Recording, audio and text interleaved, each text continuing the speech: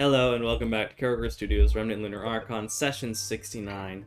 Hope you're having a great day, whatever day it is for you. We're having a good time, at least to start. Hopefully that'll continue for the entire game. Who knows? Maybe nothing will go wrong, maybe. I wouldn't say that if I were you. I don't know, I'm the Today DM. it is Sunday, June 11th. It is Sunday, June 11th, 4:17, post-schism. It is 5 a.m. at the time we come back in.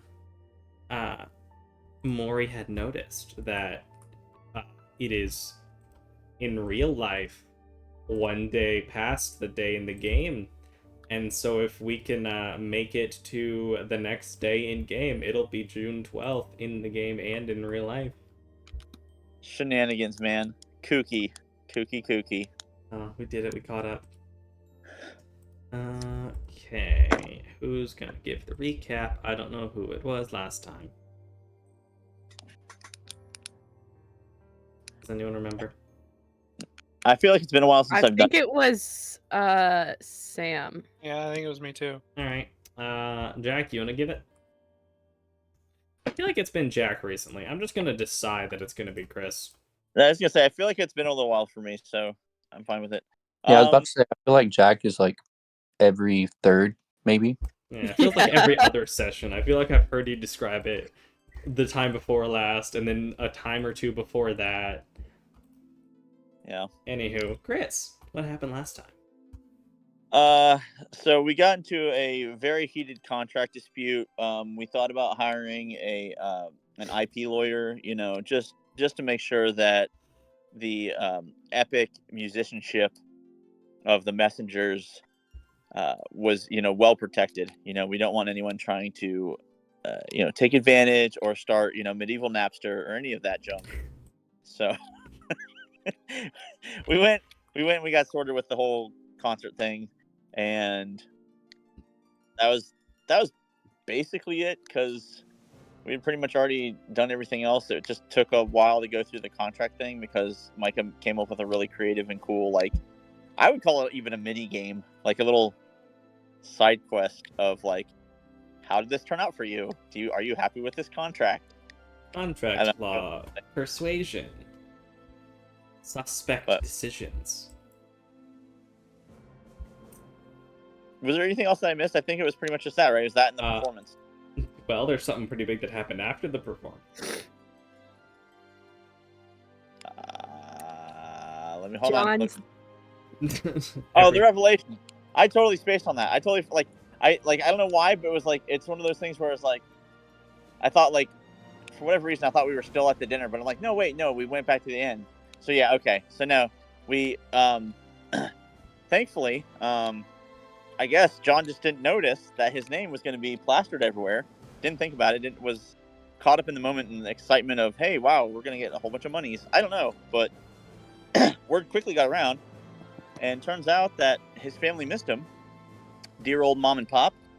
And you know who missed him even just as much, maybe?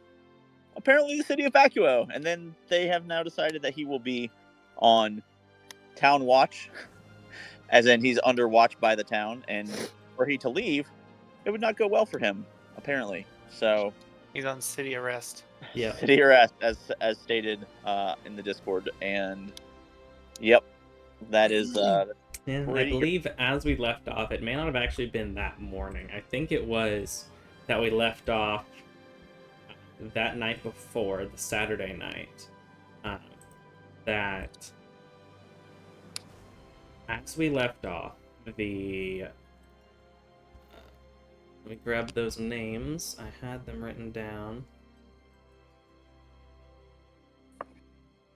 Please tell me I remembered to grab them and write them down somewhere. Where are you? Oop. Where are you? Where are you? I'm over here. And I'm so sorry. Cannot sleep. I dream tonight. Need somebody in always. there we go. Theva, the Dragonborn private or military police. I think I said private, probably would have been military police, but you know me. And the other officer, who I don't know if you got the name of. I'm pretty in. sure Keon Jones, right? Just like, or maybe like Schlub Jones. It's definitely not those. I do have the name written down Okay. somewhere, but I don't know if y'all got the name. Is it Mook? No, it's Hatterai. I don't Okay. know that it'll ever become relevant, so I don't mind telling you. But the other military police was Hatterai. Anywho, they came and basically said, hey, you a deserter, don't leave town, not allowed to leave town, and you have a court date on the 28th of June. And then they were, and very upsetly looking. Hatterai looked like he didn't care as much. Theva looked very upset. The Black Dragon, I think it was Black Dragonborn woman. May have been another color, may have even been silver, I don't know. But she was very upset, left, and so it is now around 11 o'clock-ish, as the party has now found out that apparently John is a deserter.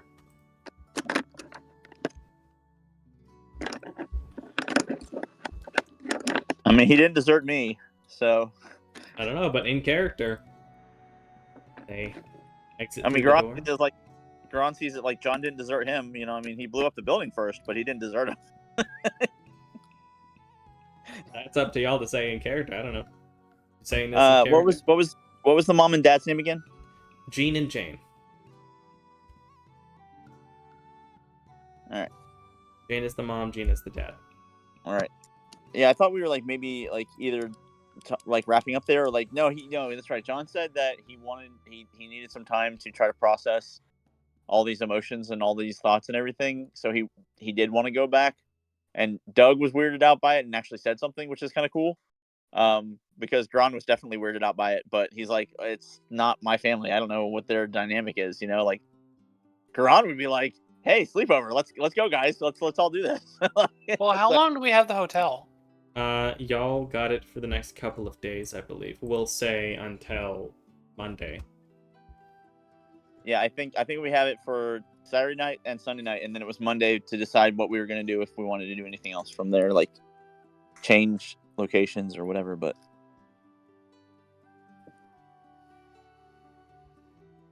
yeah, I think that's everything. I don't know. Was Newsies last time? Did we hand out the flyers last time too? Was that part of it? You did. You handed out not many. You handed out, I think it was like 250 flyers. Yeah, it was 250 because the 240 was the math. And I tried to like get that little extra 10. Yeah, and we had Newsies fun. So if you like Newsies, that was a good time. I think that's everything. That sound right? But yeah, there's some good emotional, awesome stuff with John and his mom and dad, and the whole, oh no, he can't leave, and he's got to go to court now. But you know, I mean, if we make enough money from this, we could just pay your fee. I have a fee. Who knows? So I think that's it. Is that everything, Micah? Did I miss anything else? I think that's it. And I did just check back at the transcript. I believe the last thing that was said was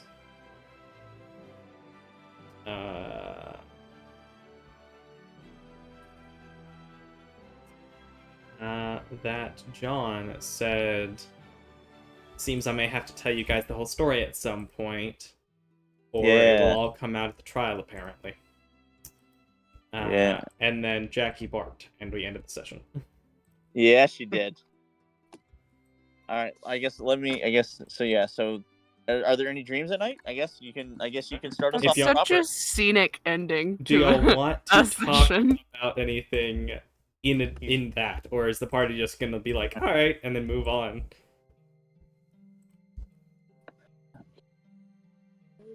Thicket has learned not to force people to tell their backstory All right, John. until they're ready. Apparently, the party will not even ask you about it unless you wish to tell it. Are you going to do anything that night? Me? Yeah. Uh, If the Probably party have just goes to bed, y'all falling can just move on. well, let's see. How much trouble does John have falling asleep? A lot of trouble.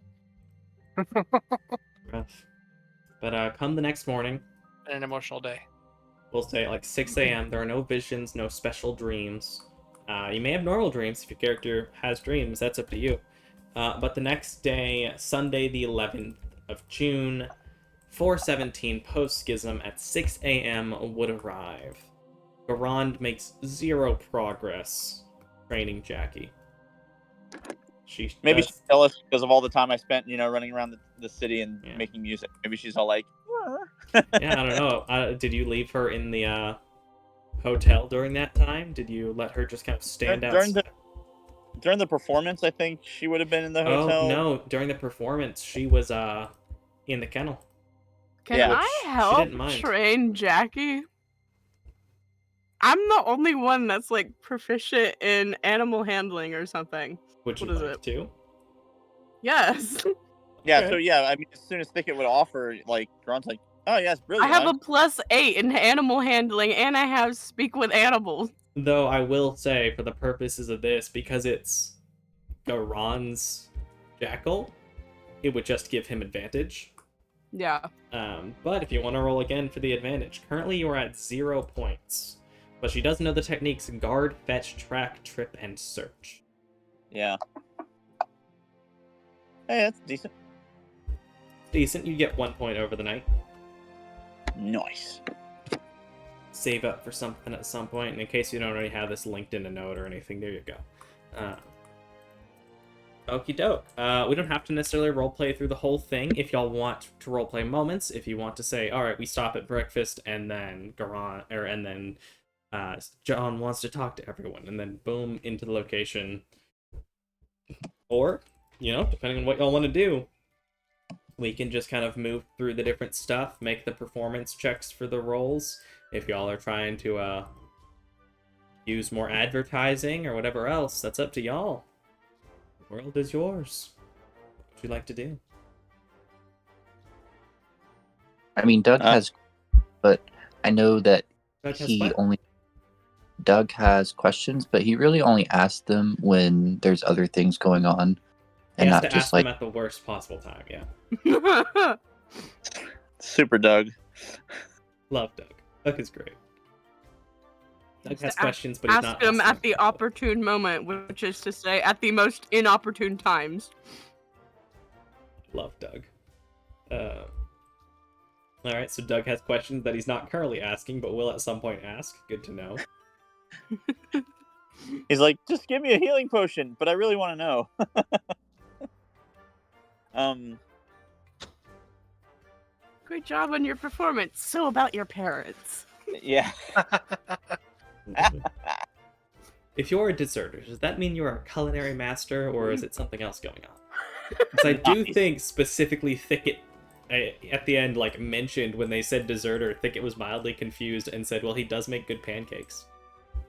I did say that! I forgot! Yeah, that was awesome. I thought I made crappy pancakes. Apparently Thicket likes them. Thicket has never had pancakes until you made them. I forgot that Thicket had never had pancakes. Listen, crappy pancakes versus no pancakes, crappy pancakes wins. Okay, fair. Crappy pancakes are better than no pancakes every time. It's still bread.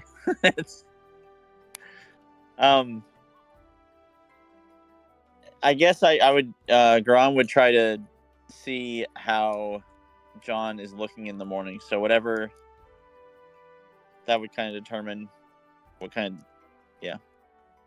So how's John look? How's John feeling?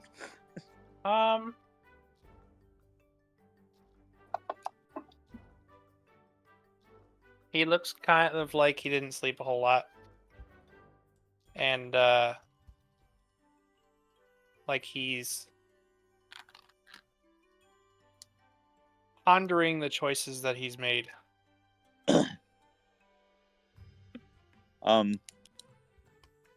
John, do you want some coffee or tea? Something kind of wake you up, or do you want to go back to sleep until later? Coffee would be good. All right. I'll meet you down there then, and Karan will head down and get some coffees and some breakfast. John, I'll head down in a couple minutes then. A couple minutes after. Doug will just follow Garon. What does coffee taste like?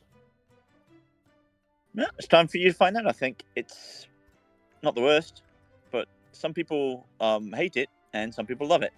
I personally find it rather enjoyable.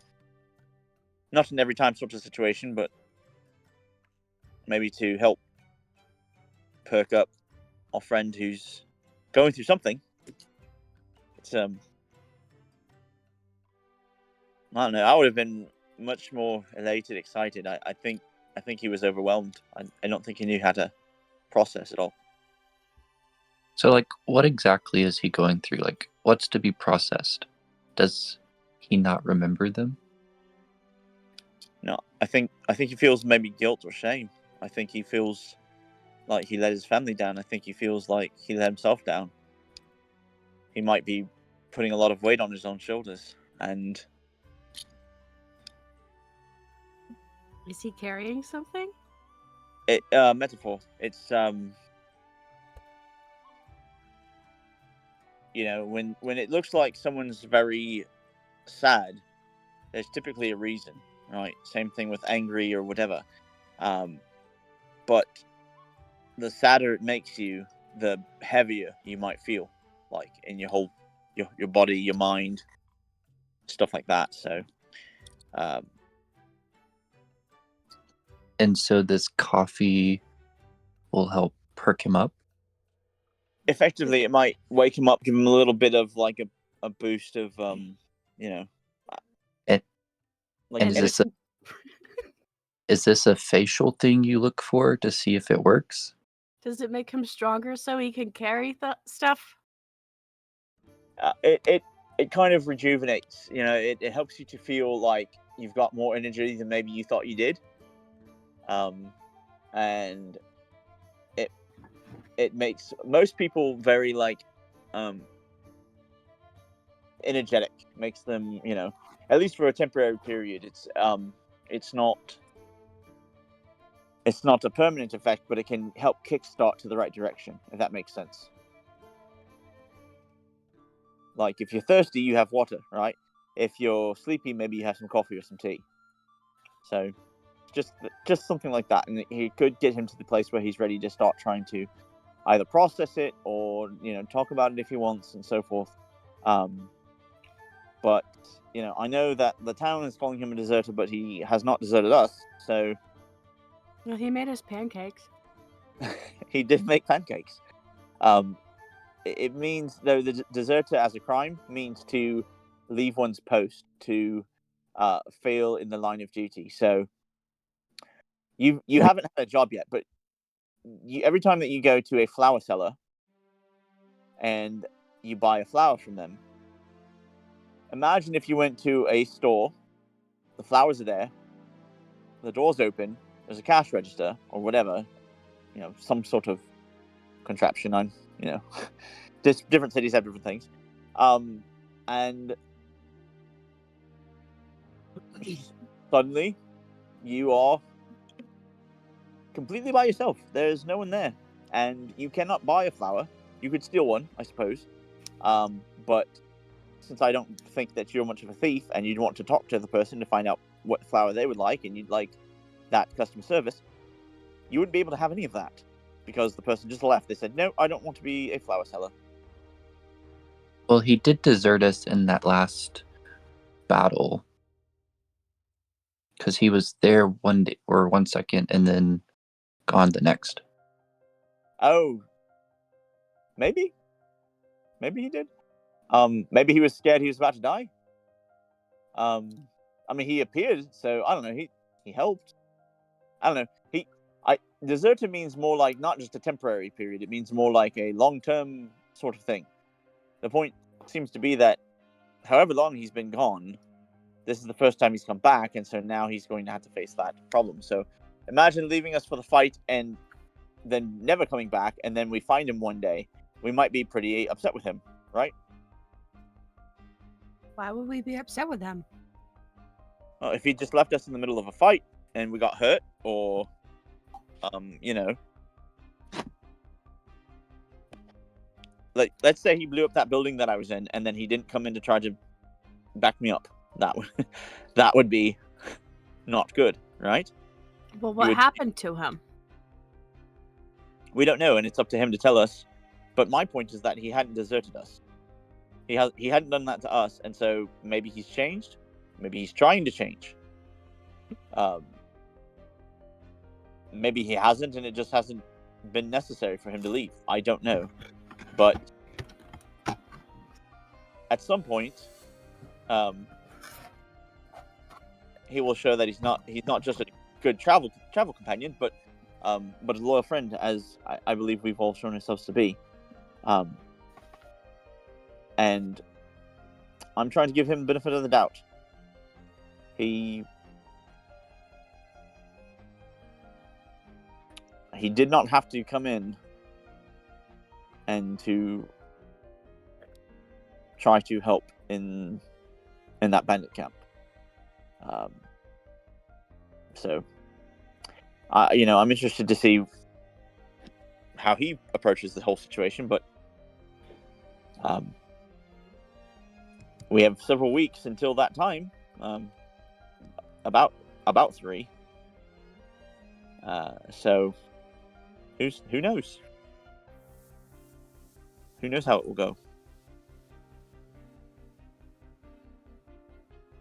John will walk down and start at the end of the conversation. You'll see that the food and stuff has not been ordered yet.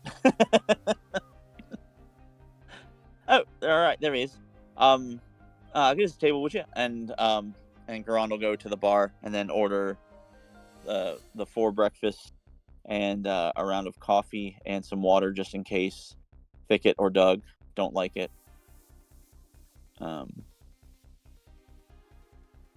And just plain black coffee.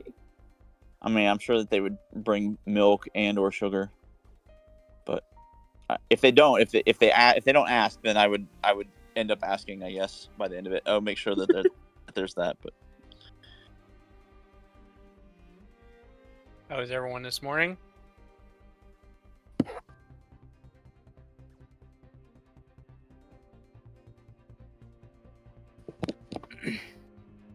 Did you know that dessert has 2 meanings?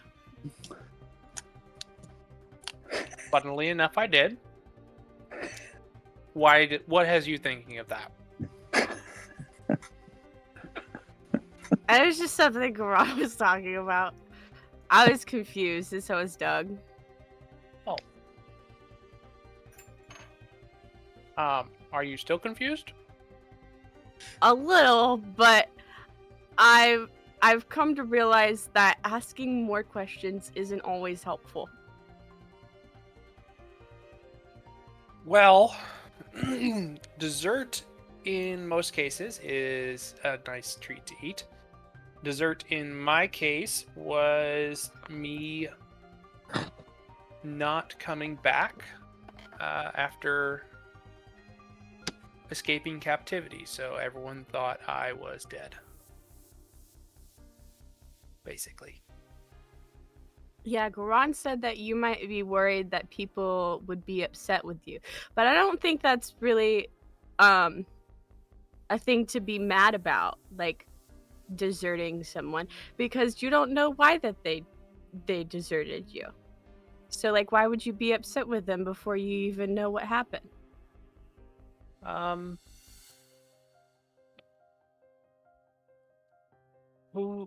So who's upset in this instance? Well, he was saying that you might be worried that people might be upset with you, and I don't think that people should be upset with you because they don't really know why.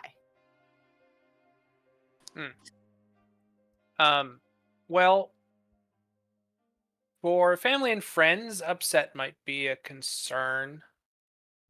And obviously, I guess I was proven wrong, that my family would be upset. But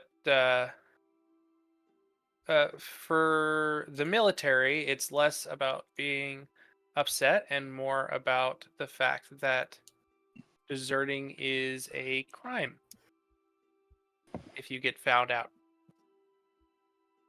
So it's, yeah, it basically, in their eyes, I committed a crime. Even though I basically gave up my life for the cause and for my men. They don't see it that way because I didn't come back after I had escaped, and they presumed me dead. So if I had actually died, I would not have committed a crime. But since I didn't die and I didn't come back, they think I've committed a crime. Grond will probably come back by this point with the That's drink. a weird thing to make a crime. Well,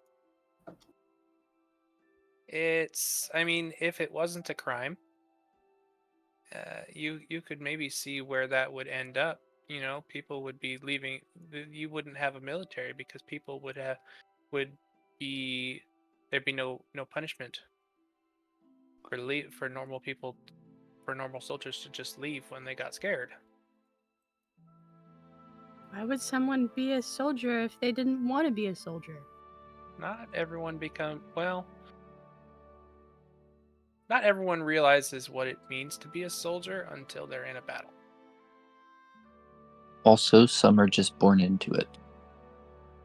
True. Some nobles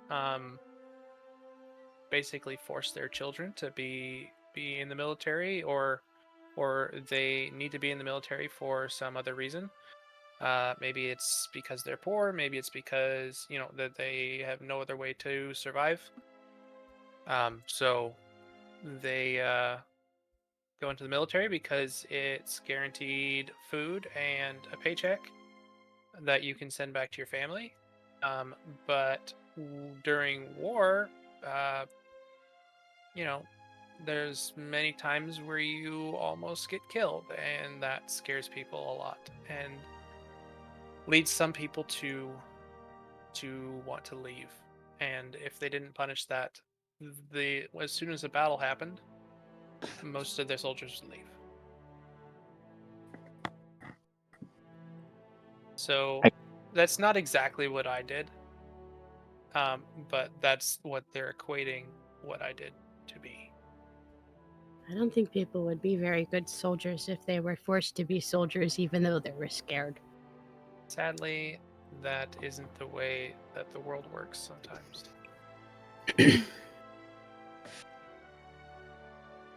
I mean, you're right to say that the soldier that is, so in order to protect their homeland, their friends, their family, their way of life, their culture, whatever they find passion and drive in, is much more loyal than a conscript.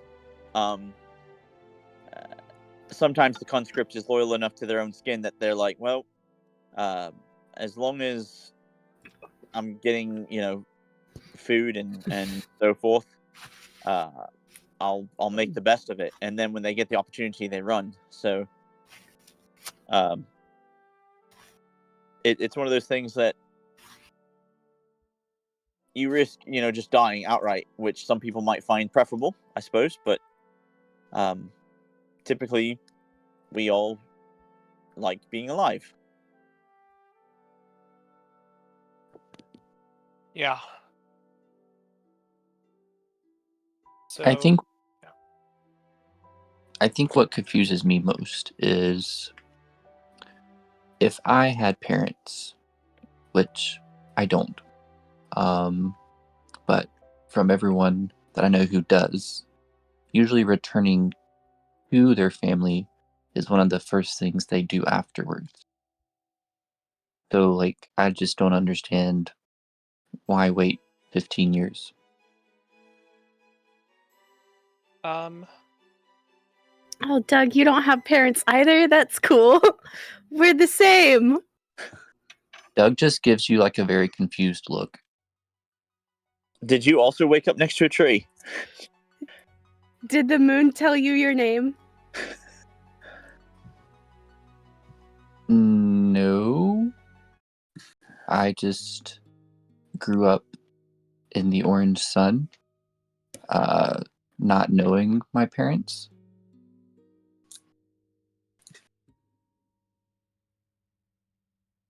Anyways, I grew up in the forest not knowing my parents. and those two go on tangents real quick, don't they? Garon's not far behind. What'd you say? I said Garon isn't far behind. He's trying to figure out which thread to chase right now. Whereas they've already committed to like it's a new thread. Obviously, it's the more important thread because it's new.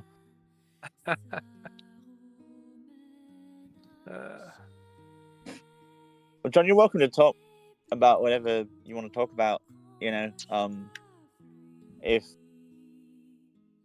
I mean, as the days progress and you start to process things more or differently or whatever,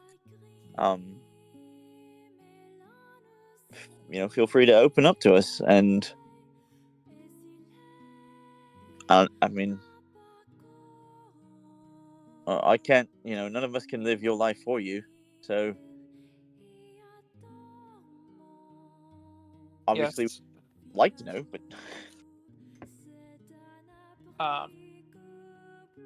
I mean, I'm not sure what there is to tell. I mean, it's a long story, but it's not all that interesting. I was captured during the war and escaped and I didn't really want to go back. I felt I served well. Um, maybe didn't save as many soldiers as I would have liked. But I felt like I had done my duty, and so I left and wanted to, make a new life for myself and not dwell too much on the past and people I feel I let down. And yeah, so I went to Coral because no one knew me there and I could start over. And I think you guys have heard the rest of the story. Was this before you went to magic school? I went to the Bard College in Coral after a few years living there. That's cool.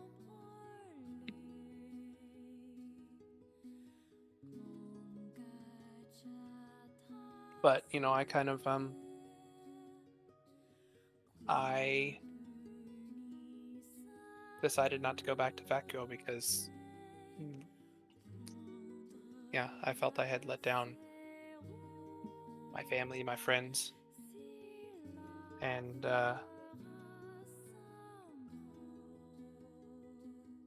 thought I was going to die anyways, and I just wanted a fresh start.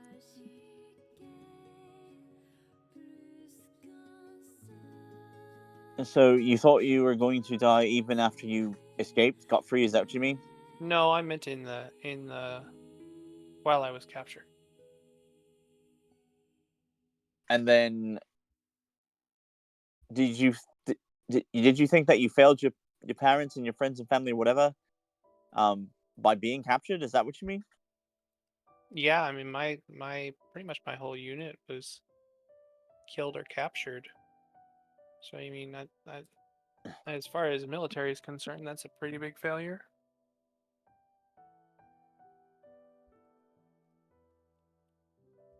I mean, and was it your fault? Vacuo's kind of, well, I mean, I had authority over a few men, and I don't think I even saved one of them. So, yeah, it was a brutal day to say the least.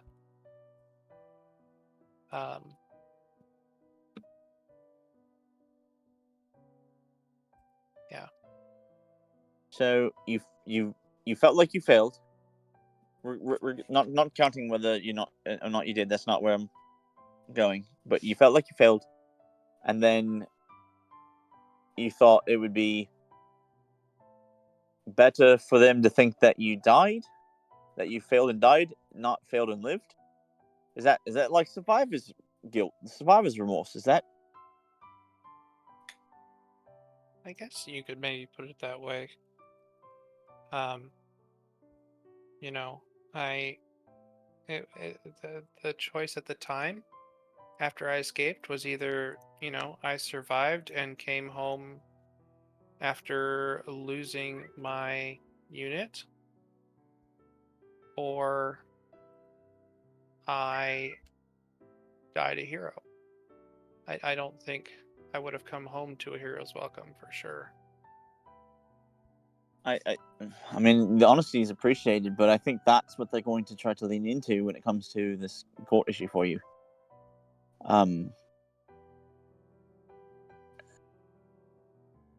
They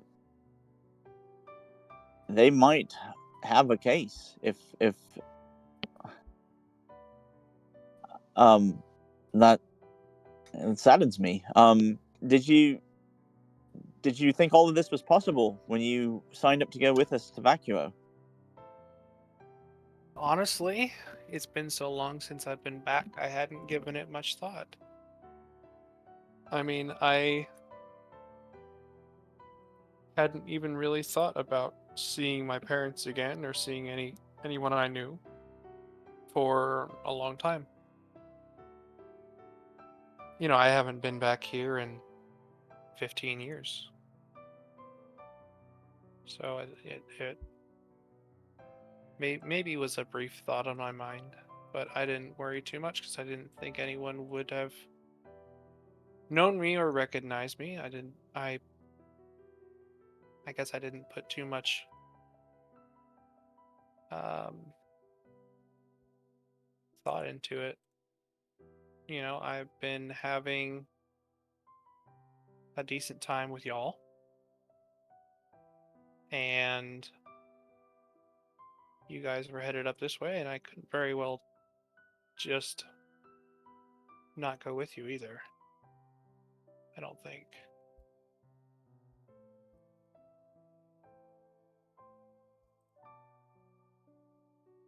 I mean, we've fought together a few times now, and I definitely didn't want to abandon you guys and lose my current unit, if you know what I mean. Or You guys are, for lack of a better term, my brothers in arms. are you hoping to somewhat redeem yourself then, in at least your own eyes? Since you know that our cause, our mission is to try to effectively do good around. Was that maybe what you were hoping for? Maybe a little bit. I had heard some of you guys' exploits before before I came up to you to join with you. I think I was just looking for, yeah, maybe a little bit of redemption, maybe just a new chapter. A bit of maybe you could call it a midlife crisis.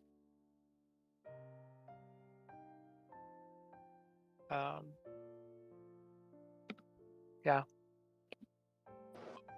How do you know if it's a midlife crisis if you said that you didn't know if you were immortal or not?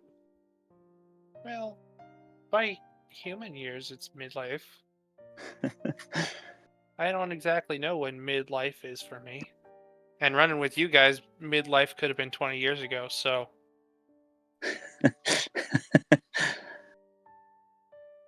You're welcome. But yeah, I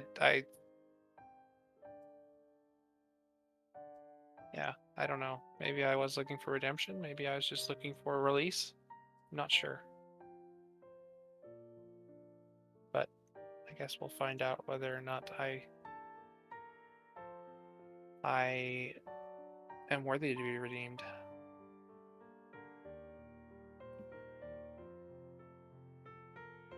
At least according to the courts.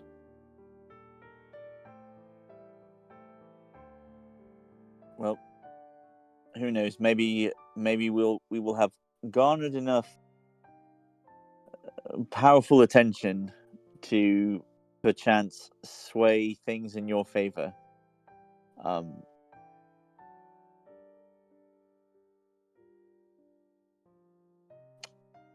Let's have some breakfast, shall we? Garon is like, for one of the rare times, speechless. Thicket again reads him like a book, just knows immediately, like, Garon doesn't know what to say. What?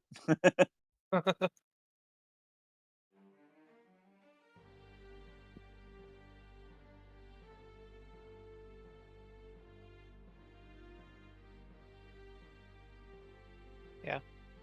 To have some breakfast. Might as well.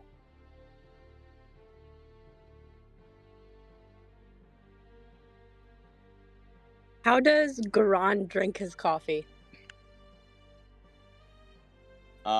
He would take like 1 or 2 sips of it black first to see what he wanted to add to it, and then depending on the flavor and whatnot, would be milk and or sugar. It could be one or both.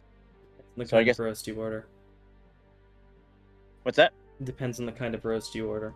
And in Oh, like they this, have they'd have coffee. options. Really nice place. They have more than one coffee. Yeah, you're in the nice inn of the town. Okay.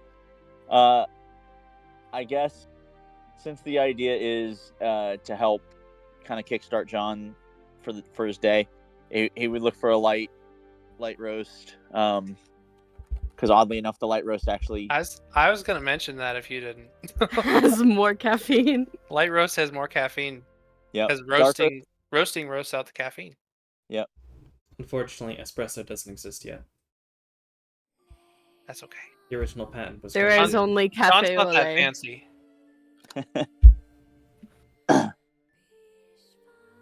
Yeah. John's so, had coffee on the forge his whole life, so it's coffee made in a kitchen is better than anything he's had before. nice.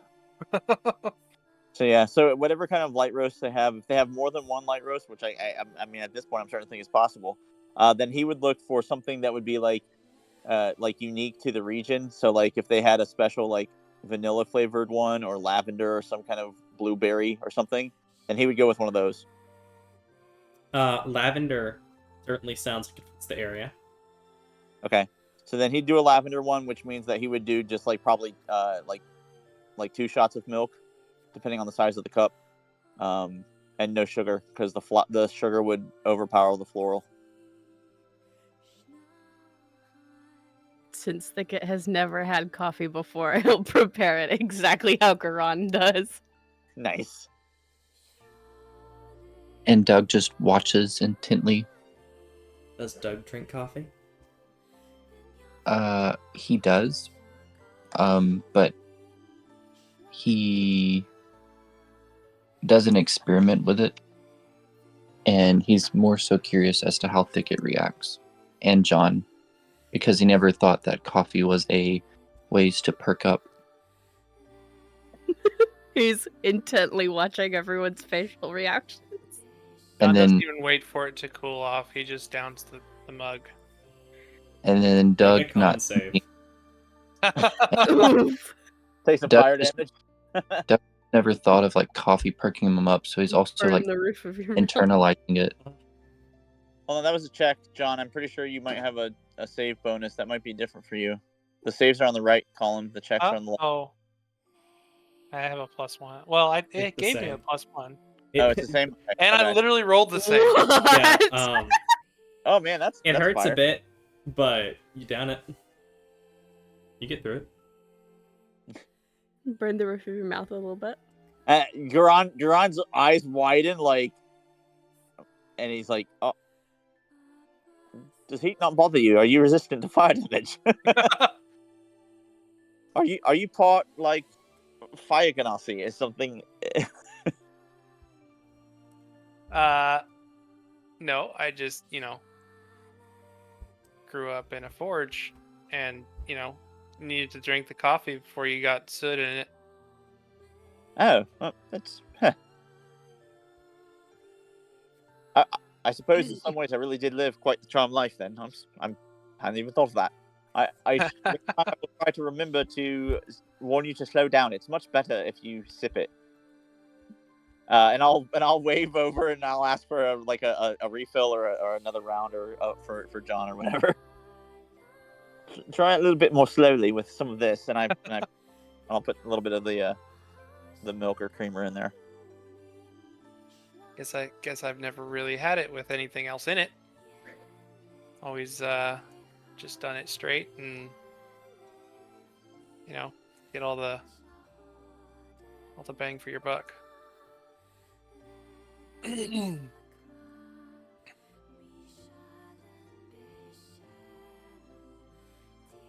My father was one to even be cheap and buy the beans unroasted and roast them himself.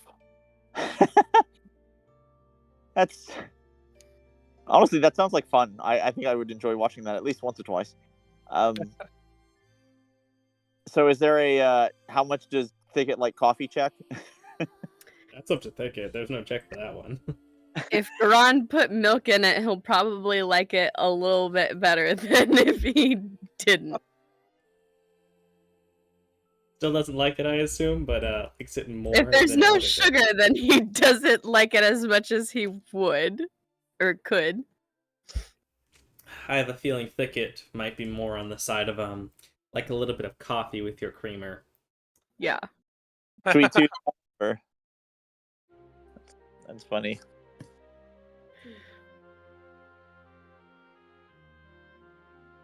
I mean, Gron's loving it. Obviously, he's just like chomping down, sharing some of the eggs or bacon or ham or whatever it is with Jackie. Yes. These are bacon or ham? Yes. Well, I think you're right, Gron. This is much better with some stuff in it. Yeah, now you could use sugar, if you wanted. I don't think it needs it, but again, different people have different preferences and so forth. I like to be able to taste each part. Like if you ever get the chance to have a blueberry coffee, you can drink that black. It's the blueberry is quite refreshing. So it's like whiskey. You drink it straight and you get more of the notes. As soon as Garan says that you can put sugar in it, Thicket does so. How much sugar? I mean, yeah, probably a couple cubes. Until it doesn't taste bad. I don't think you can do that with coffee. I don't like coffee, and I can assure you from experiences in my younger years, you definitely can. Feels more sugar than coffee. Yep, pretty much. The coffee is merely a vehicle for sugar. Yes. Coffee flavored sugar. If you put enough sugar, it cuts the bitterness, but it takes a bit. Quite a bit.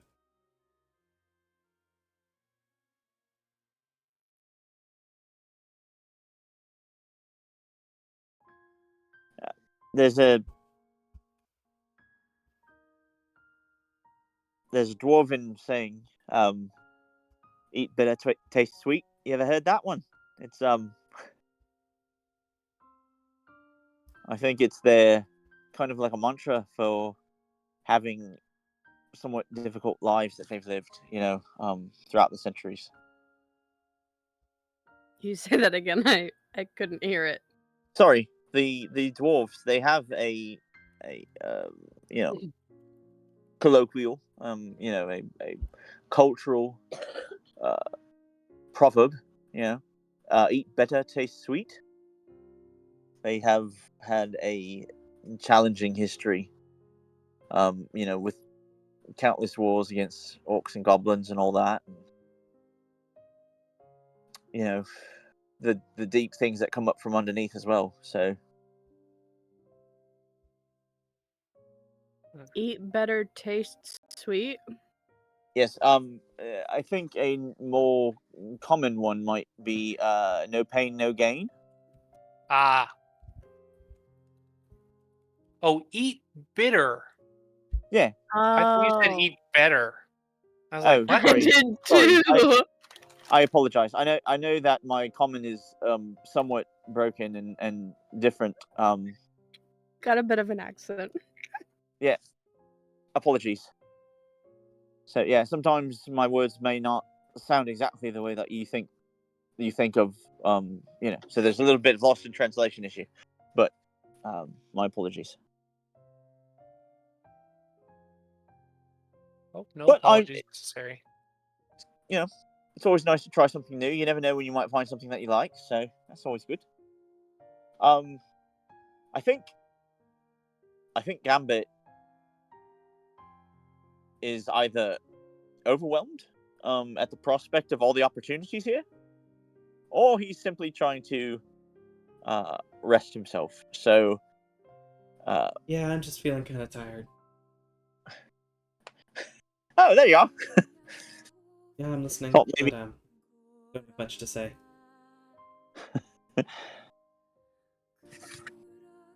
well, you're welcome to stay. I mean, there's not a whole lot going on. It's later that the afternoon we have another performance. But in the morning, um, I think I might. we could. Is there anything anybody really wanted to do? My interest would be research. I want to try to learn as much as we can, while we can, about the calcite and the serpentine gem.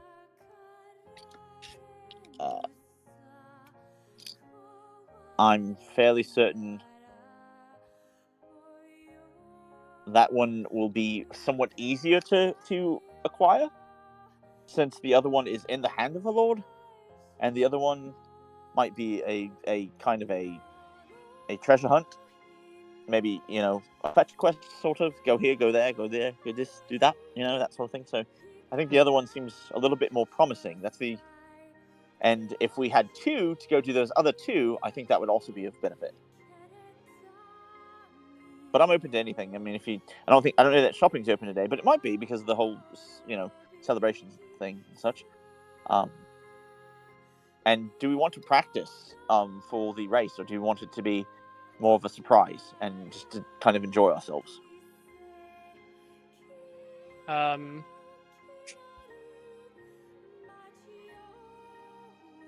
I think it might be prudent to practice.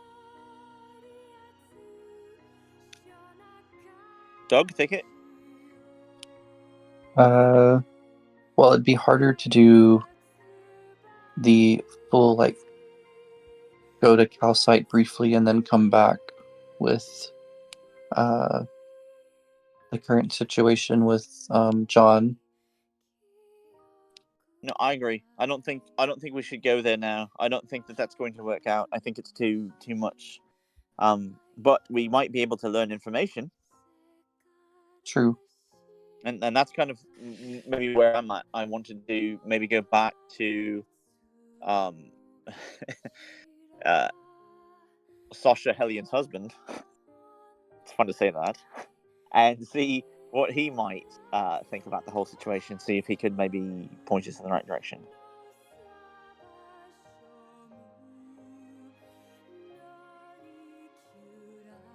We do need to schedule my doctor's appointment. Your appointment with the exorcist? Yeah. We could do that today, and then and then find out when would be a good time to try to find information about calcite.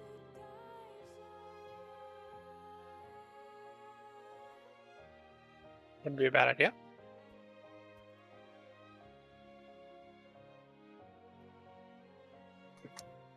So we'll do that first then.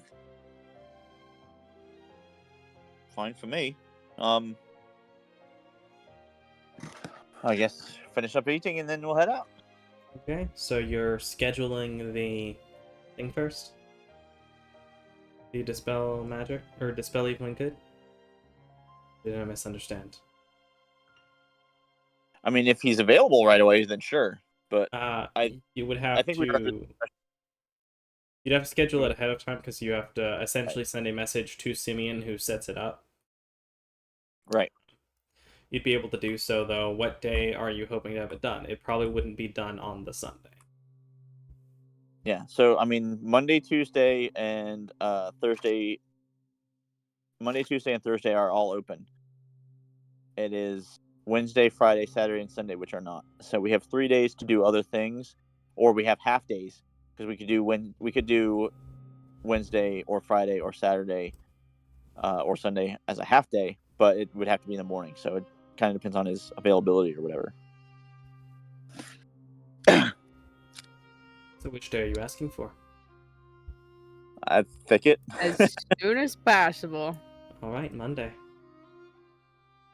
You'd be able to get the message sent, and then later on that the evening of the Sunday, you would end up getting a message that it has been set up for. There it is. It counts. Woo! Yeah, let's go. We started now. 10 a.m. on that Monday is when. Cheyenne's gonna be sad because she was upstairs throwing something away and she missed it. No. if she's down here, I could do it again on command. You missed it. Did you miss it, Cheyenne? Okay, she heard it. All right, good. Okay. About him to do. You got. You can schedule it for the Monday morning. You would get a message back by. You would go and you would need to ask for. There's another one. Nice. Oh my goodness, we double started. For Rangrim. Rangrim.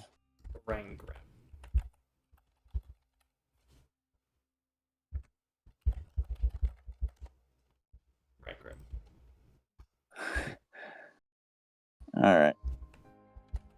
Ask for Rangrim. Monday morn. Father Rangrim, technically, but. Padre. El Padrito. El Papa. Oh, Okie doke. And what was the next step? And then it would be to, I guess since it's the same kind of place, it's also to schedule time to talk about Calcite and the Four Swords of the Apocalypse or Four Swords of Saving the Day, whichever With they Simeon. end up being. Yeah. Okie doke. So scheduling a thing with Simeon.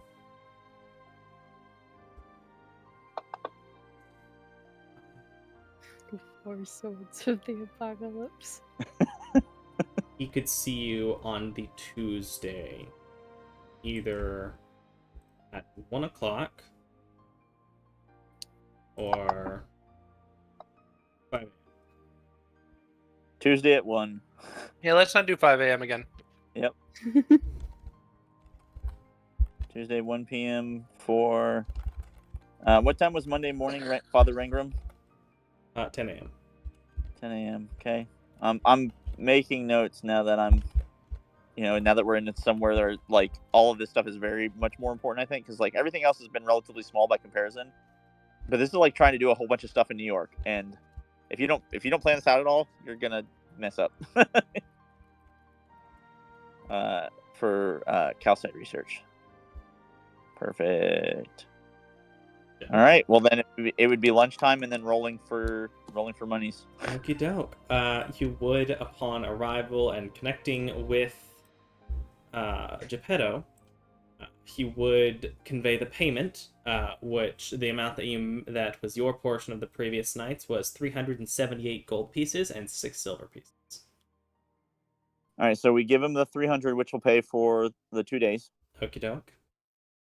And then you said 78 and how many gold? That's how many silver? So it'll be 78 gold and 6 silver. All right. Do you the want 6 that silver to go to Goron's inventory or the party sheet or elsewhere? No. So can you put 3 gold and the 6 silver into the party sheet? Okie doke. And then can you give each character, even though Jocelyn's not here, can you please give Gambit also? Can you give everybody 15? Because 75 divided by 5 is 15. Honestly, in that case, I am just going to put it all on the party sheet and then click the automatic distribution. Okay. All right. Well, I guess it doesn't matter, but I was trying to keep like a party fund of like. Sure. In that case, I can change it temporarily to the amount.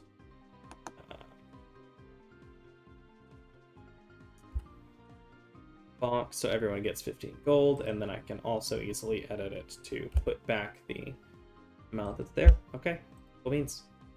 All right, and yeah, and I'm letting everybody know that I'm starting a party fund of money. Like, we're all going to be getting cuts of this stuff, but like, I want a party fund of money in case like one of us sees something and we need a little bit of help. We can just take it out of the party fund, and either we can pay it back later, or it could just be like, you can't touch the party fund for a little bit unless it's an emergency or something. Given that, just I'm go. actually going to make an item in the party sheet called Party Fund that I'm just going to keep track of. Nice. Do you want the cash that is currently in the party sheet to go into the party fund? There's 3 platinum, 1 silver, 4 gold, and 3 copper. Yeah, that's fine. Okay. Does anybody else have any claim on any of that? And really like, I really want like that copper and platinum or whatever. No. Okie doke. In that case, I will erase what's currently in the party sheet, and now there is a party fund that y'all should be able to have access to. Awesome. Nice. Thanks, man. Happy to help. And then I need... So, are y'all doing any preparations for this performance? Any standing advertisements or like street talking, paper advertisements, anything like that? Nope. From now on, it's going to be word of mouth. It was the initial, hey, we're just doing this today. That's it. Now, from now on, it's going to be our awesomeness. Our So awesomeness will carry us.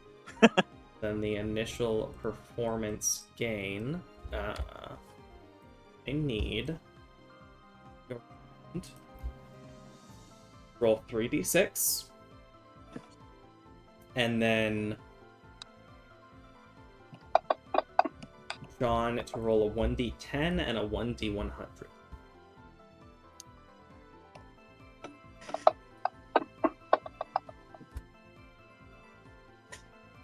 Okie doke. That was about the same roll, to be honest. Yep.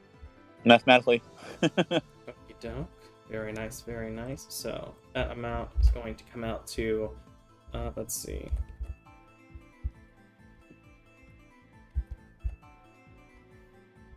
Goodness, you got quite lucky in terms of some of this. It seems word has spread quite fast. As it should. As given, especially Sunday, a lot of people, as you'd mentioned, don't work as much on Sunday. Some of the entertainment stuff is still open, but like the standard market isn't open. A lot of stores are closed. And seemingly as a result, along with the fantastic performance and a bit of luck, you have 2,575 attendance. Let's go. Nice. We're about to pack this thing out for real, for real. I need you to roll a performance check, the both of you. All right, so With Bardic Inspiration? yeah, you're gonna I'm you have a doing D6. enhanceability. Okay, mark Yeah. off 2. Is it third or seconds? Are you casting it on both of them, or just one? Yes. 1/3. Okay, Or it's 2/3 because of multiple times. Yeah. 2/3. Both of you roll your performance checks with advantage and with each other's bardic inspiration. So John gets a D6, Garon gets a D8. And then the hero point. So it gives me +8.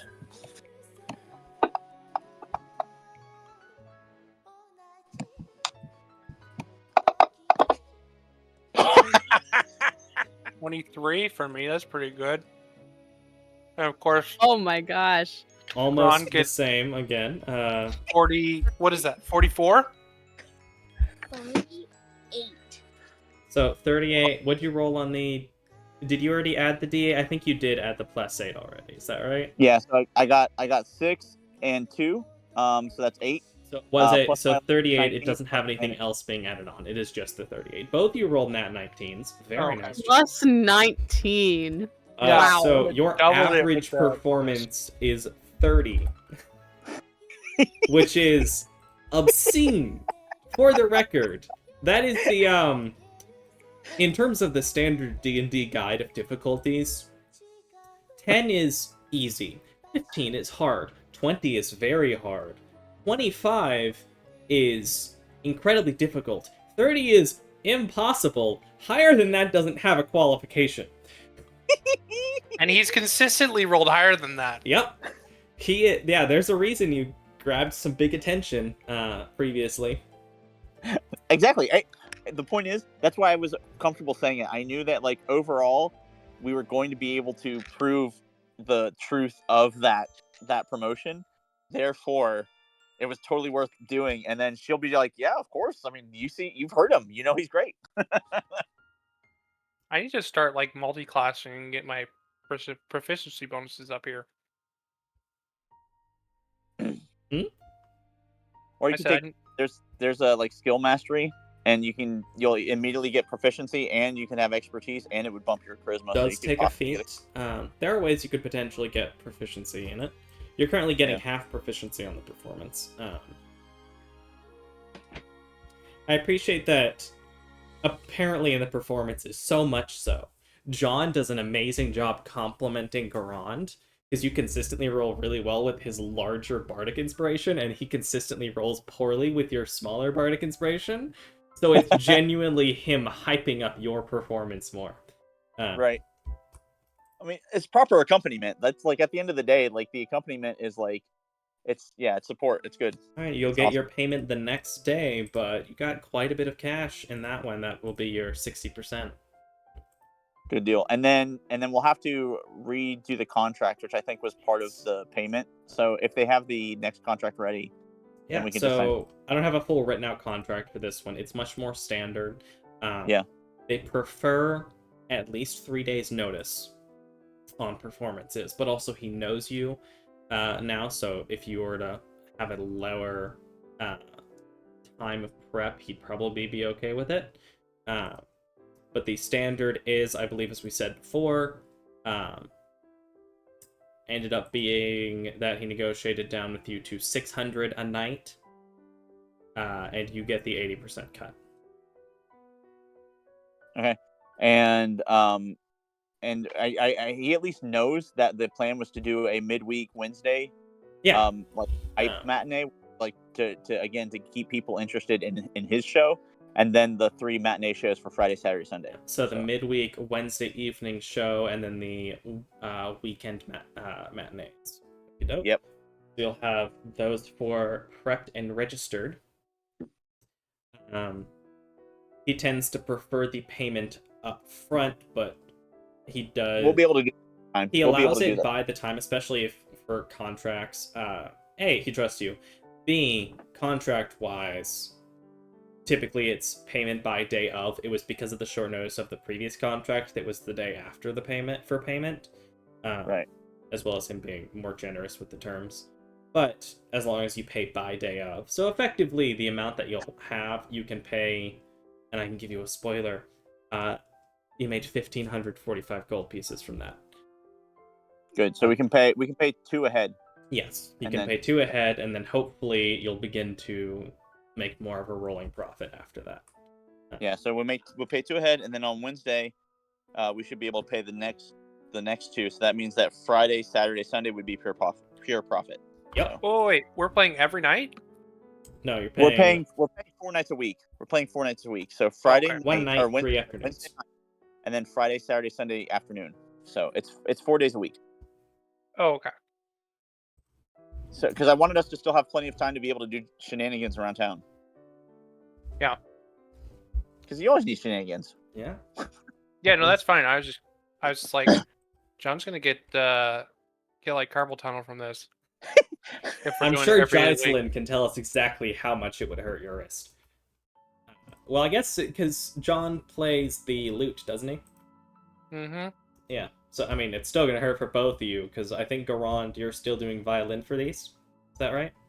Yeah, yeah. I think I've really enjoyed playing the violin since doing it in the last town. Plus, with John doing lute support, I feel like that's a better musical sound. Yeah, So and I think you're only proficient in lute and violin. I think we so gave far, you an extra language. I yeah. think Me instead or of him? no, Garand. I think we gave him an extra language instead of the third instrument. Right. And so you have lute and violin. So you've been playing Mhm. violin. John has been playing the lute. Uh, which, if y'all get to it, you could definitely have John play the pan flute or bagpipes as well, as long as you can purchase some.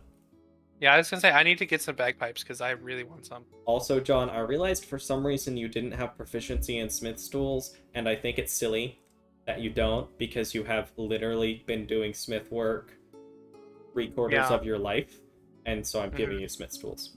Or proficiency Yay! in smith stools. Thank you. I was actually wondering about that earlier when we were in Vane, because I was like, I could totally help this dude out, except I'm not proficient in any of this for some reason. You are now. Hmm. Awesome. Woo! Okie doke. That would be the afternoon. Is there anything y'all like to accomplish into the evening? Well, I think both Jack and Maury went AFK, so I guess we could take a quick break. That is a fair point. It is 9:07. Let's go ahead and take that 5-10 minute break. Be back. We'll be right back.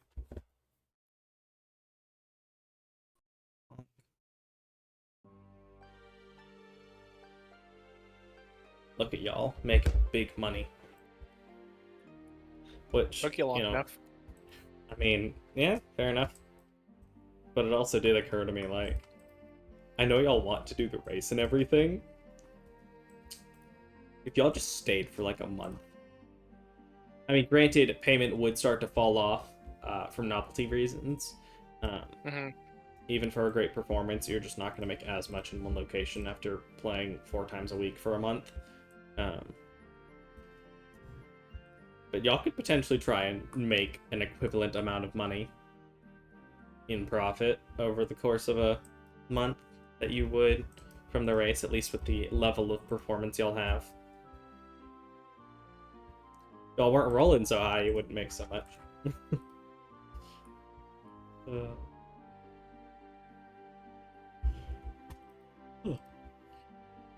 Good job. And yeah, we'll say this makes up for Money the is not a fact. limited resource in this city. Yeah, we'll say this makes up for my restraint in giving y'all money.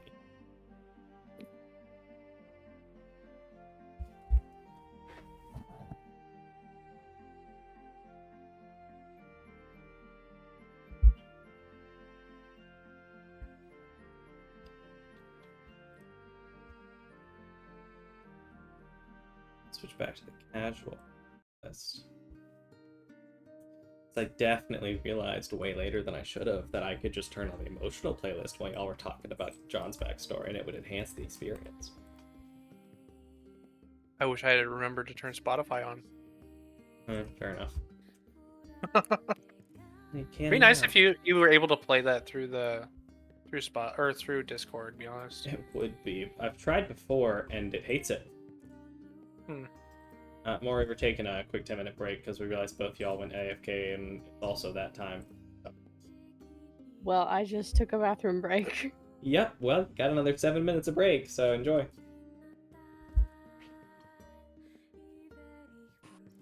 We can fill you in. So made oodles of money.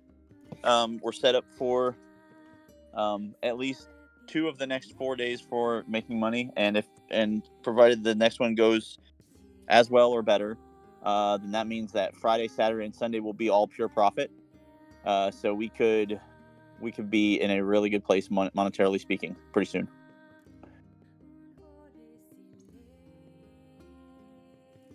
And then now it's like evening, so if there's anything for Sunday evening we want to do, if we wanted to go try to if maybe we could send word to let what do I want to call her, Victoria? I don't know. But the archaeologist girl. I don't know why I'm thinking Victoria. Probably nowhere close. Do you remember her name? Sylvia? Sylvia. Okay, it's not. It wasn't terribly far off then, so I don't feel as bad.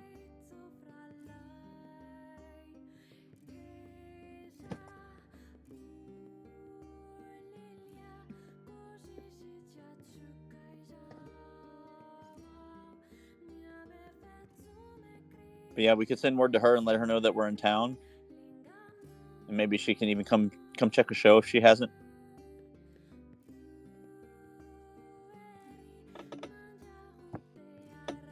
You know what's gonna be fantastic? If we do well enough, long enough, and we make enough money, and then the queen's all like, "I want an audience with you bards," and like she hires us, and we'll be like, "Yeah, we'll work your celebration," and then we're like, we're in with the queen.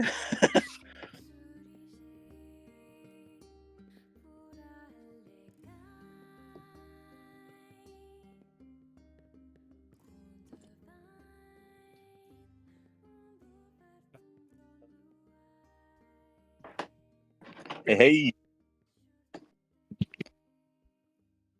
So, Jack, are you still gone, or are you back? Back. I'm back. Hey, Dougie Doug. More. Don't go back to Jack. You're too fat. More, no more. And then Ticket is obviously back. And did John just say be right back? I don't know. It's definitely not been 7 minutes. It's not. I'm not gonna keep waiting because we typically. No, wait. I'm good. I just want to make sure, like,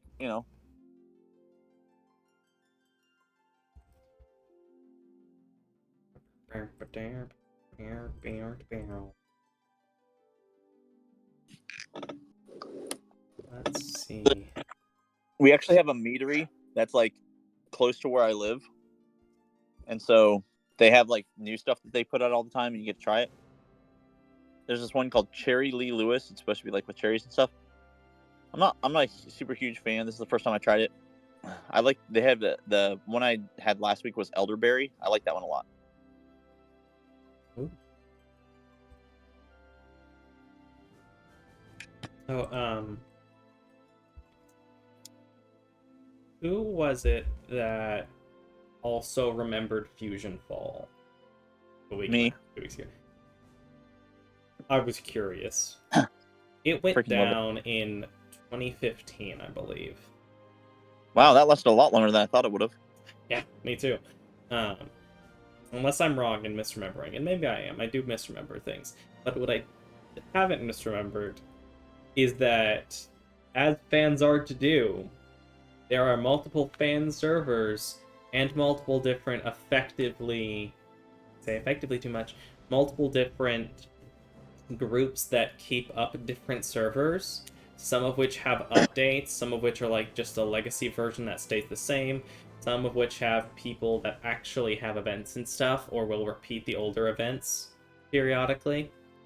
And it's still going. There's like 3 major servers that have people that play them. Part of me is like, Servers of what? of Fusion Fall, the So what you're Cartoon Network MMO. What you're saying, Micah, is sometimes we don't play Pokemon and sometimes we play Fusion Fall? Is that what I'm trying to understand? I think the plan is whenever we lose our Pokemon run, we're swapping to, I think, Divinity Original Sin with the boys. Oh, yeah, that's true. So, that's right, yeah. we'll not delay it yet. Who knows? Maybe if the boys want to, after we play through Divinity, or most of Divinity, we play some Fusion Fall. I don't know. It'd be fun. See how much further we make it. We're at the point in the Pokemon game where, as long as we play it smart, we're in a pretty alright space, actually. We've got... I can't believe I got Latios, too. That's so incredible. Having both of them, if only you'd gotten the Soldew instead of me. Yeah. That would have been It great. is funny that you have it. Like, you have the item. Yeah. Hopefully I can get Dialga or Palkia at some point, because I have both of their items That's as true. well. I have those items. I mean, I could use a Pikachu. I got Light Ball. It's true. Jack, I'm just curious. You have like 2 minutes. You're good. Yeah, I'm good. Cool.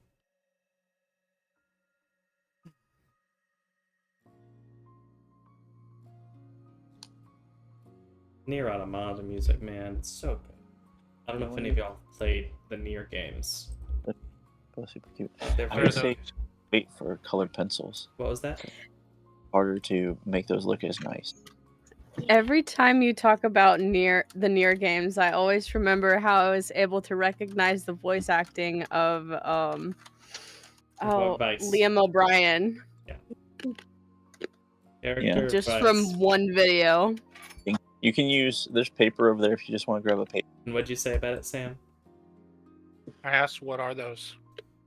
So the Nier games are a series of games by Yoko Taro and Square Enix that Okay. Well, they're you're getting very older. interesting. They tend to deal with some fun topics, like the Final- game Nier Automata, which is the most popular of the series, And then when you is about androids and And- brings up a lot of questions of, Hey, what it means to be alive, Yeah. reasons to fight, You're reasons have your own things. why to keep going. Moving out of Because, like, for example, the androids I am. were created by humans and are, as far as any of them are aware, are in a war against machines made by aliens on Earth that are now on Earth, and they are basically just in a war against the machines, trying to get rid of them so that humans can come back down from the moon. Because the last humans are hiding out on the moon currently and would like to be able to return home, and the androids are the soldiers to fight the robots. And as with most good android stories, brings up questions of emotions, what it is to have a spirit, cool Slavery, weapons, all that. fun fighting. Very good games in general. Play very well. They are a lot of fun, in my opinion. The first part of the series is what's called the Drakengard series. It's not a prequel series because it came first. It's a lot more complex. Has a lot of, well, I say complex. It takes a lot more to describe because it's in a fantasy world, and through some fun stuff that happens at the end of Drakengard 3 that involves. Talk to mommy about it, but I want you to start having your own space. At the end of the third Drakengard, there was a joke ending where the character gets teleported. The character and the big bad get teleported to modern day Tokyo, and you finish boss fight there. That plotline, however, was turned into the Nier Gestalt and Nier Automata games that continue out that plotline, with magic having entered our world from that event. We'll probably and because of stuff, humans are basically going extinct, and then aliens show up just to add fun to the mix. Very good. They have some very, very, very good soundtracks. Absolutely fantastic. The gameplay is a lot of fun, in my opinion. But it's okay. I think they're very interesting. They definitely have a very strong following, cult or otherwise. I don't know that he would enjoy it, but yeah, he could play. At some point, they're hopefully going to make another Nier game. Yoko Taro has implied that he plans to. They're a lot of fun, and I really, really, really like the soundtrack, which is why most of the songs in both soundtracks are in the D&D playlist somewhere.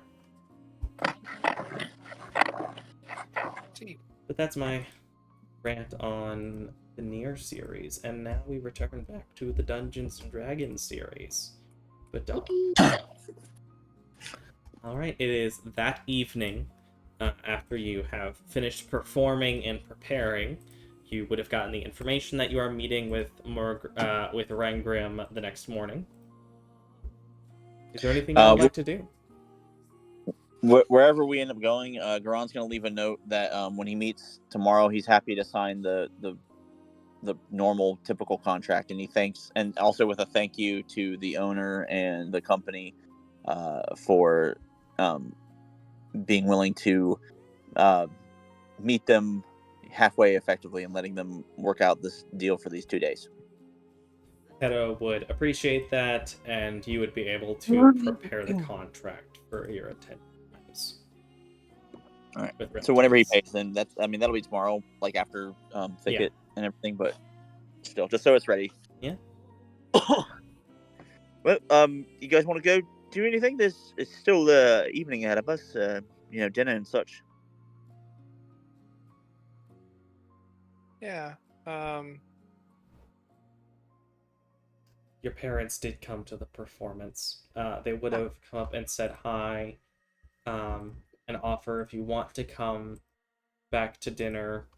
Jane is happy to make food for you and your friends. But they also know that y'all are, they, profusely say that they understand if y'all are busy, but they want to spend time with you at least. But it's up to you whether or not you take them up on that. In general or at the moment.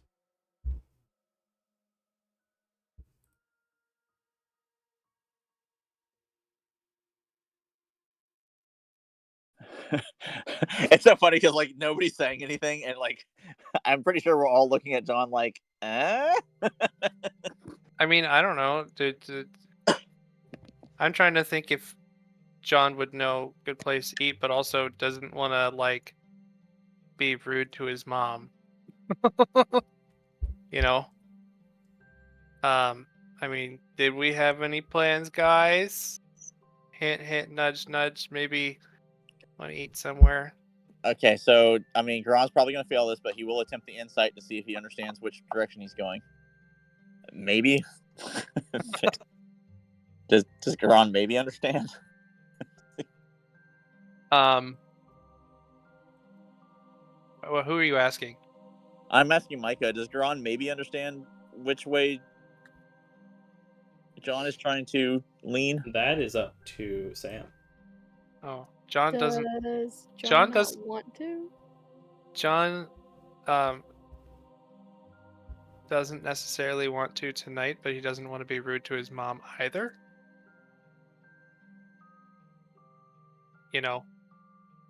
Because when your mom offers you food, you usually accept unless you have another valid reason.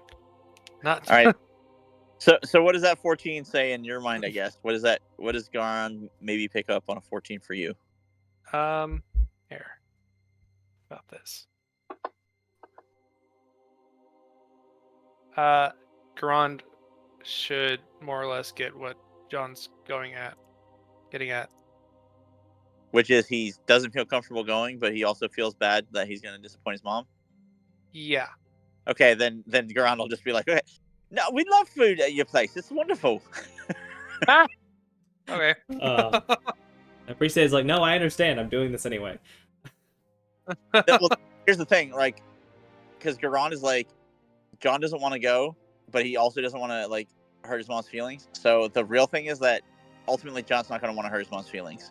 So even if John doesn't understand it, Garon's like, she's your mom, bro. Yeah. And that's never mind. Let's see. So at one point during the I evening, guess we're going into my mom's. yeah, and don't necessarily have to role play through whole conversations. She would make a very homey meal. It is What, like chicken and waffle? I was gonna say casserole and vegetables. Some kind of casserole. Let's go with squash and sausage. Other whatever y'all want, bread, etc.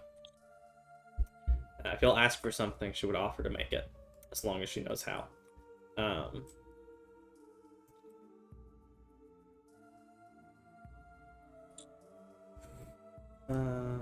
At one point, one part of the conversation, as y'all talk, they would kind of be filling you in on stuff that's happened in the city, previous events, how well friends are doing that you do or kind of know, like the parents' friends that they kind of assume that you remember, even if you don't. Yeah, old Jim Bob. Huh? Yeah, that type of stuff. He's great.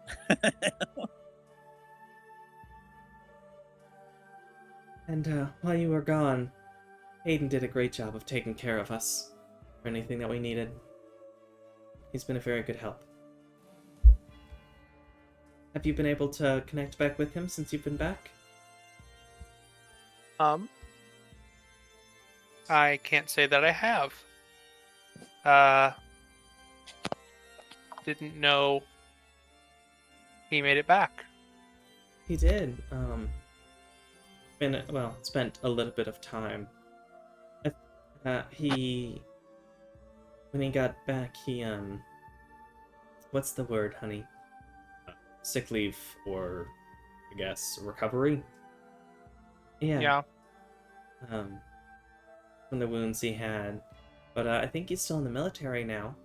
We haven't talked to him as much in the last few years, but for the first while, he was very helpful to us, and we tried to help take care of him. I know his folks are off in Vale when they moved a while back. We've been happy to help out, and him with us. He helped out at the every now and again. He'd help out at the forge until we got the assistant that I'm forgetting the name of. I do not remember his name either. Ost. Until Ost came along. I'll take the place. Not quite off our hands. We still own it, but Gene doesn't go in as often anymore. It could be good for you to see Hayden while you're here. He might be happy to see you. I know he was very he spoke very well of you. Talked about how great of a leader you were. He might even think you're still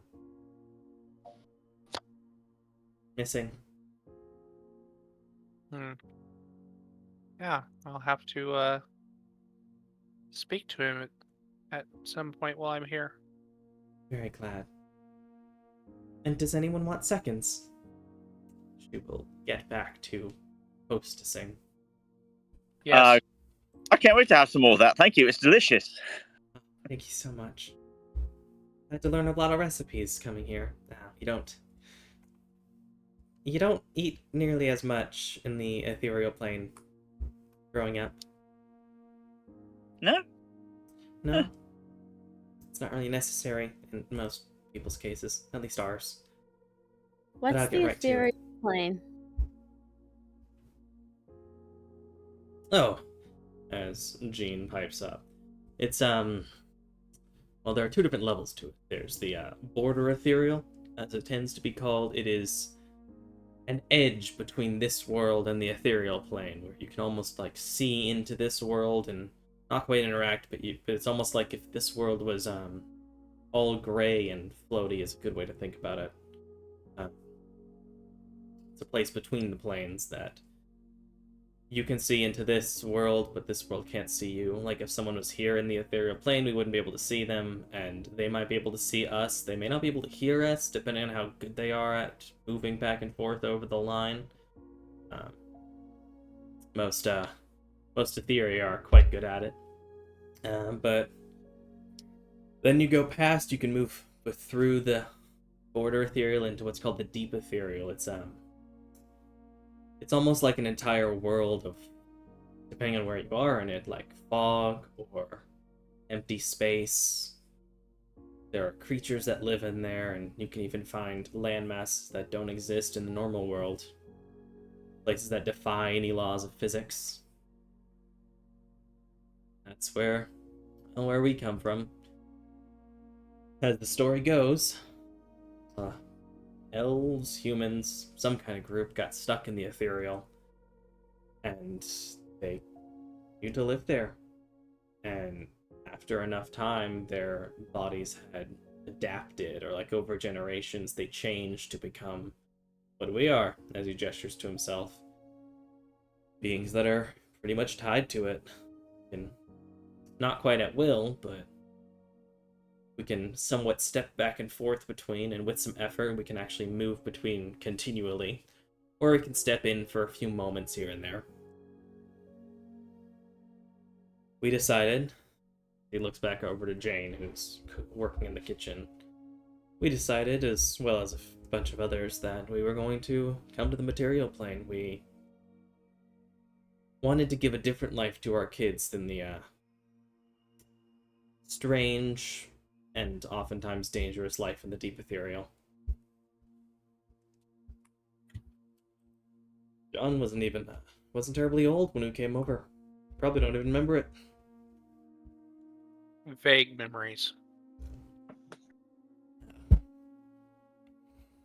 Quite a place, but while being there, whatever changes happened to us made it so we don't really have to eat. So we didn't very much, but since we came to this world, we've gotten used to enjoying the flavors.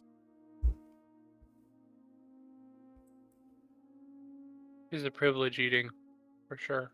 It is definitely not necessary, but at least not for us. But it's good. You know, it's interesting that you say that. In fact, so John let me know that you guys don't always have time to properly enjoy coffee. Ah!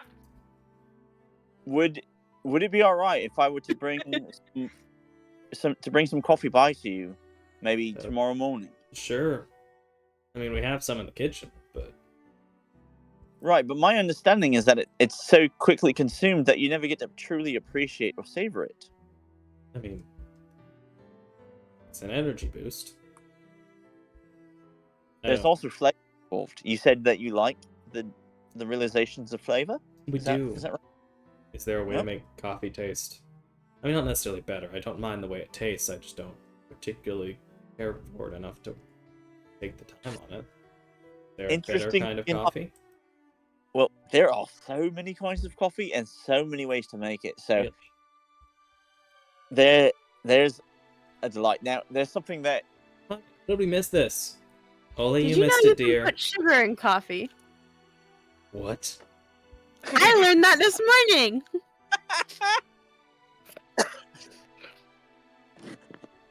I love how he's as clueless about coffee as Thicket was.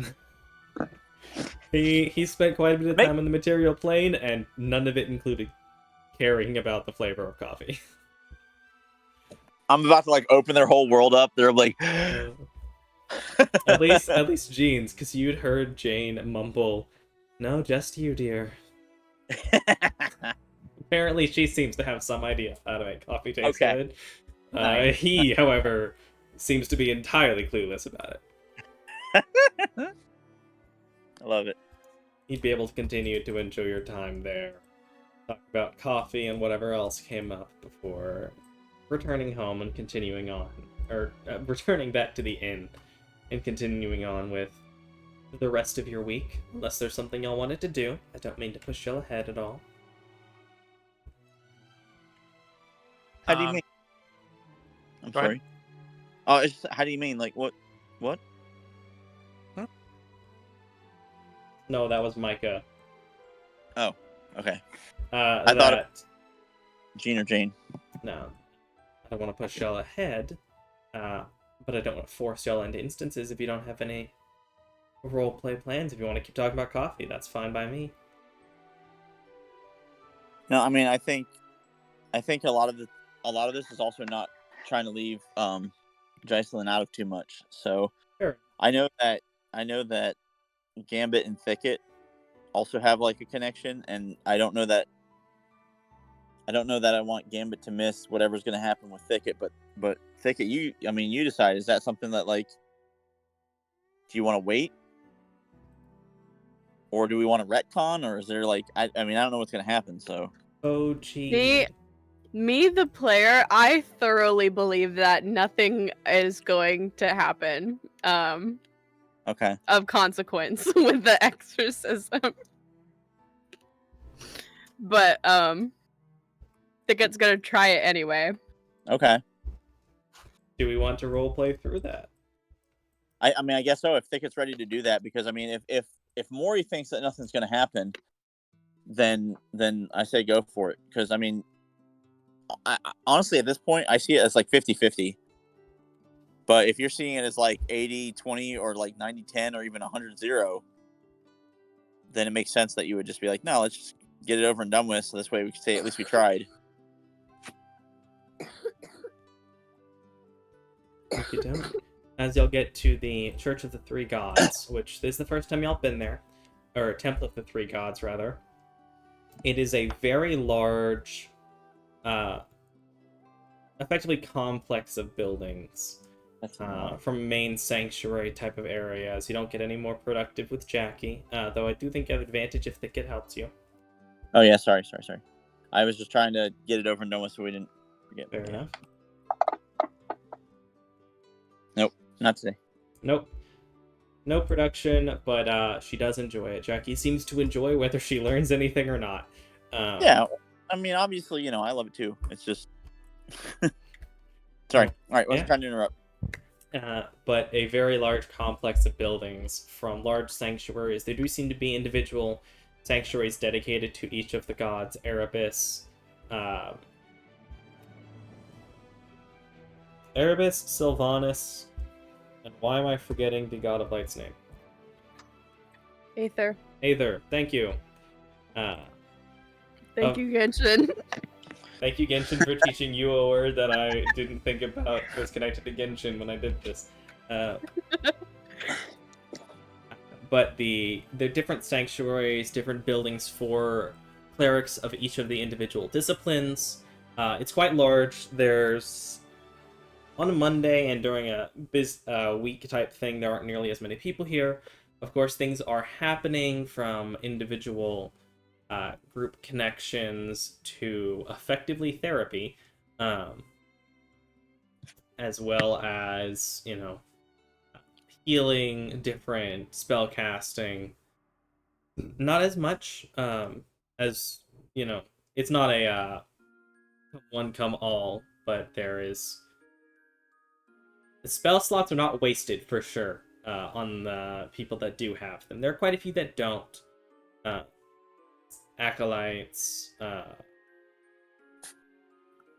servants, etc. But of the priests that there are, they don't waste things, for sure.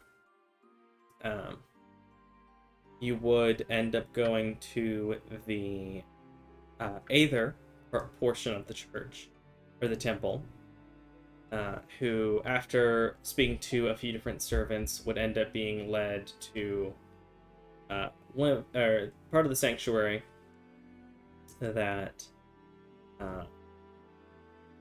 seemingly preparing for some kind of lesson or lecture or I'm losing words tonight, man. Oof. What's the word?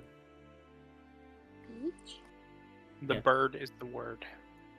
Like preparing to preach. You would see a dwarven man in white and gold robes, a long beard and long hair braided behind him as he looks over. Yes, the messengers. Very nice to see you. Simeon said that you are in need of aid. Hi, I'm Thicket. I have grim blood.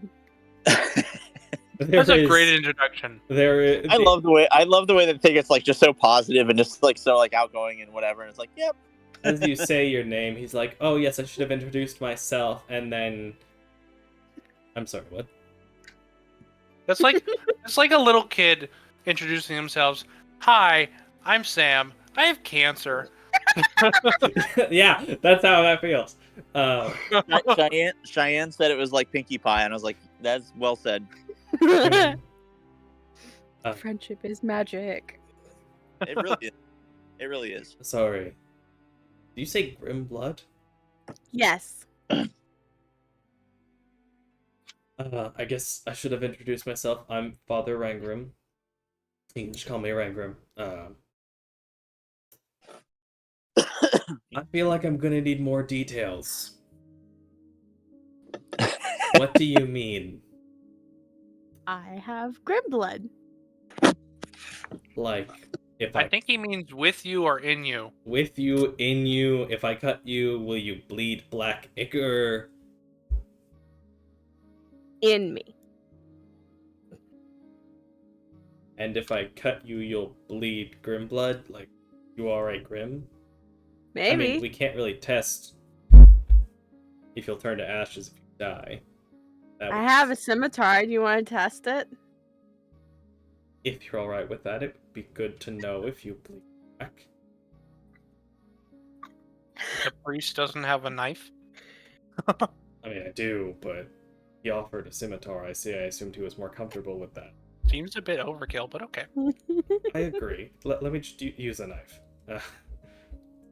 As he would search through his robes and pull out, effectively, a letter opener. I Just... feel like that'll hurt more.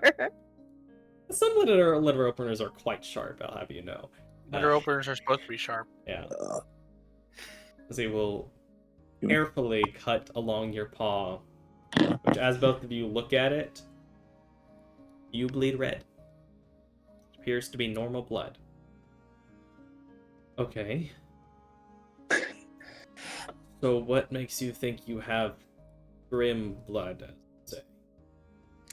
Well, a really powerful wizard did a test on me, and the test turned black, and she said that I have grim blood. It might be useful to note that this really powerful wizard is the Lord Lady Librarian Socia Hellion. I now see how Simeon got involved.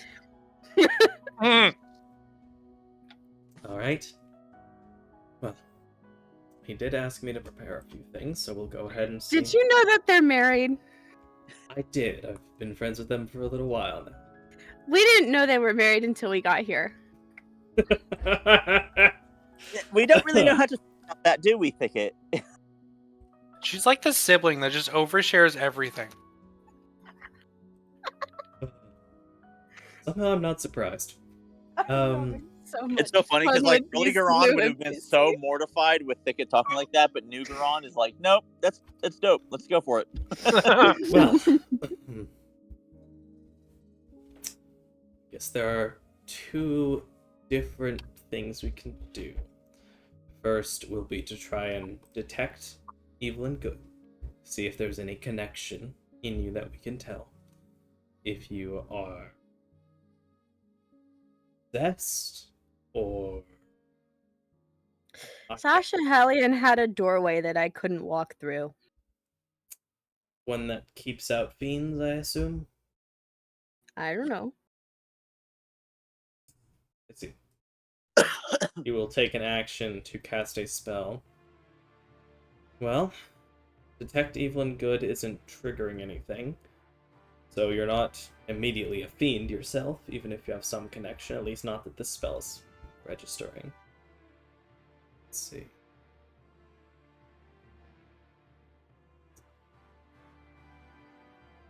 Simeon did send ahead operations.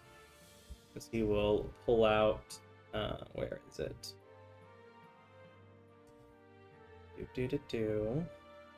Oh, starting for the third time tonight. Let's see, they've already tried remove curse. That didn't do anything.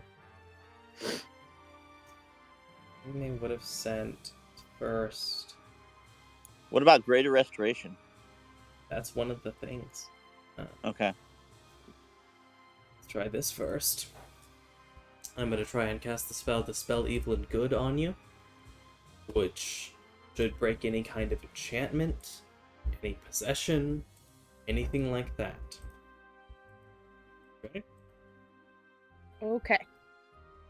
He will take an action, and as the room around you seems to get a bit brighter and light shines from his hands as he sets them on your shoulders and closes his eye. A few moments pass, and you feel no difference. Okay. You should not be possessed, if that's any kind of connection. We're going to cast Greater Restoration as well. And he will use Greater Restoration to attempt to remove any curse, harm, anything like that he can. Okay. Do you feel any different?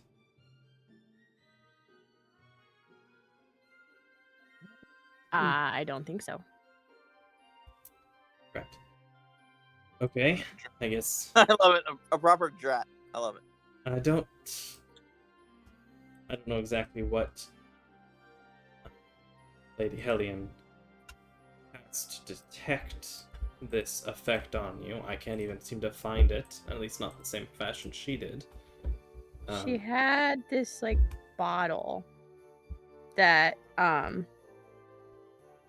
do you remind me what she took? Did she take some of my blood? She did use some of your blood. Yeah. She took some of my blood, and when she did tests on it, the bottle turned black. So some kind of alchemy. Sorry, but that's not my expertise.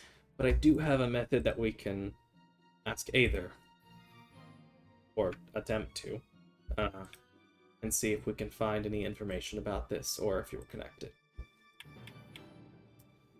As he will prepare and cast a divination. Well, I have that spell. Do. Yes! Number 4! And the question he asks is...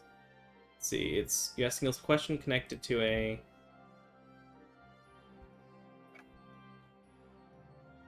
See, it's odd, because it specifies, like, you ask a question concerning a specific goal, event, or activity, which makes me think of, like, is there an active spell? Does that count? And I'm gonna say yes.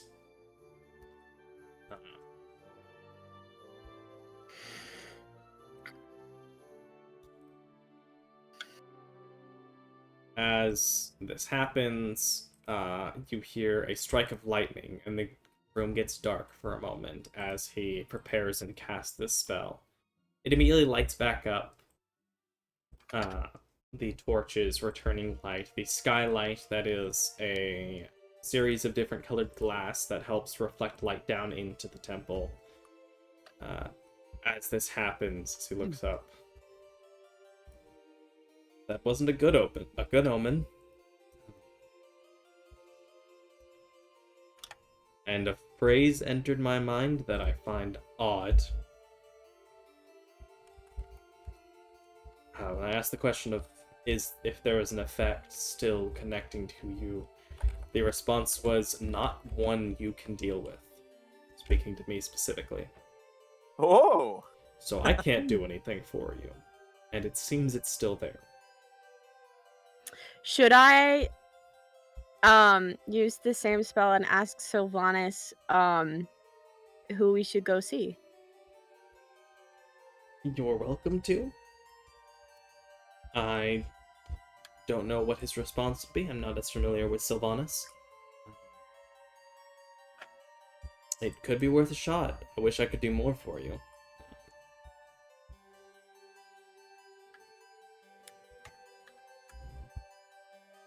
Where's a good place where I could cast this? Last time I cast it, I burned a smiley face into the ground. Well, on the stone outside is probably a good place. Even if it gets a little bit of ash on it, it's not going to do any permanent damage to the stone. The Priest of Sylvanas over in that section of the temple might be interested in your connection to him. But, anywhere is fine, more or less. Preferably outside on the stone out there, as opposed to as he taps down on the, some kind of marble or marble-like tile. This, polished rock. Probably not in here. Just to keep things clean.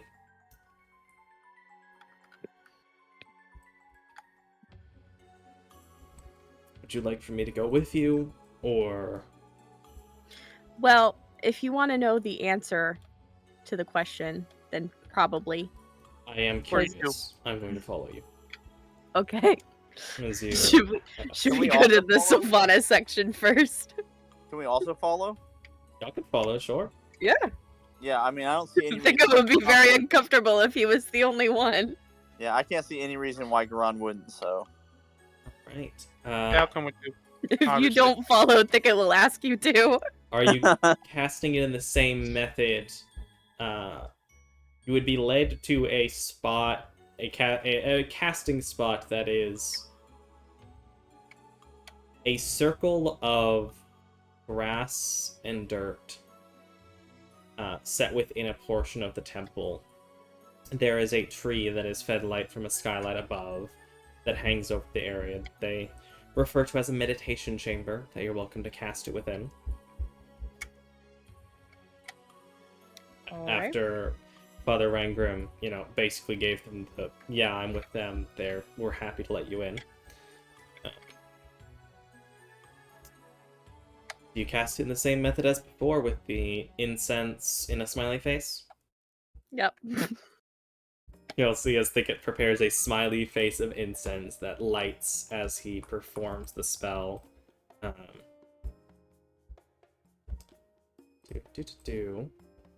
I make a religion check on this or some kind of something? Because I feel like maybe I would figure out what's going on. I don't know, 19-ish? What Wow. exactly do you mean as what figure out what's going on? Like, is there something that's like emanating, like there's like a divine aspect of what's happening to Thicket and why Thicket's going through all this garbage? With that check, you know that it's not uncommon in stories and myths for, especially with Aether and Erebus, that of things being allowed for good reason, as it's referred to, especially with Erebus as the god of death, and with Aether as the god of rebirth and life, that the cycle they have sometimes is effectively has the tenet or idea that not all that seems bad or not all that is difficult is not for a good reason. Okay. And that there is often, and the priests might say that there is often more going on than what we're aware of. Okay. That there is a divine plan for all the different things going on, or at least the big things. What are you Okay. asking Sylvanas, Thicket? Oh, I gotta figure out the phrasing. Is a question that will have a truthful reply that could be a short phrase, cryptic rhyme, omen, or otherwise.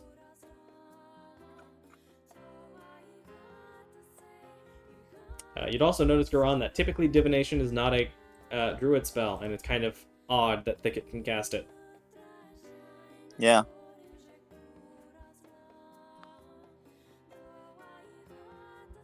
That is okay. I mean, Gron will keep that to himself for now, but still, I mean, at a certain point, he's gonna be like, "Yo, listen, fam."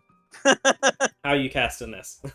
Yeah, like Tell me who sent I know you. magic's all wild and weird and such, but it's a little too wild and weird. Okay.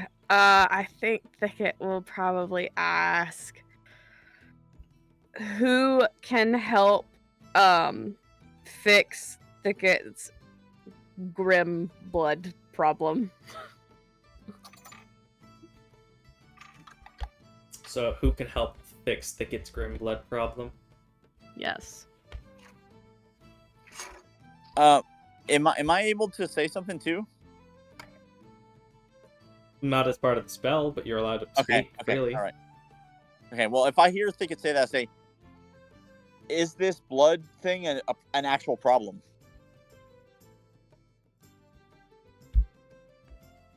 Thicket perceives it to be a problem.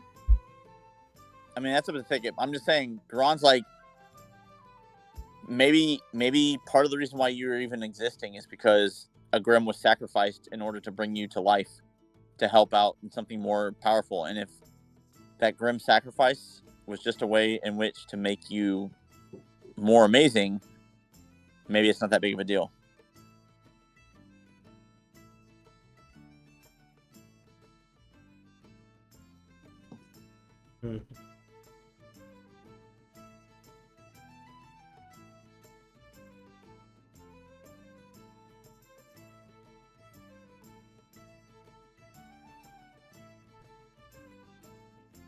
I mean, at this point, Garon, I'm assuming that Thicket can always read Garon like easy peasy lemon squeezy, so.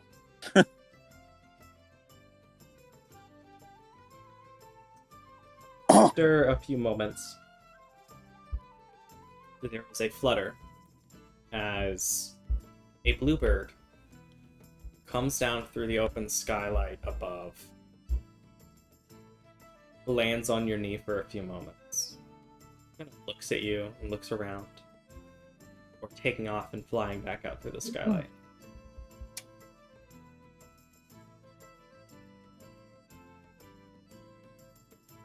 Looking at Thicket? Yep. It lands on his knee, looks at you, looks at Thicket, flies back out.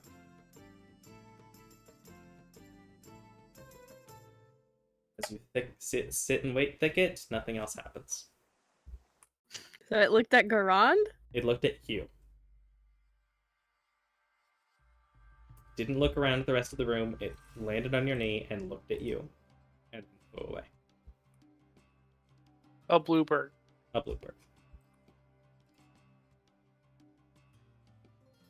So it just looked at me and then went away. And then flew away, yeah. Well, that was vague. Yeah, they do that sometimes.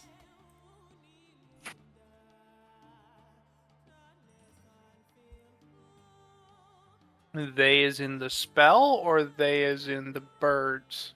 Oh, the gods, but I guess the spell specifically. There's no guarantee that the gods are going to give you a straight answer with that spell. They can give you an omen, give you an indication.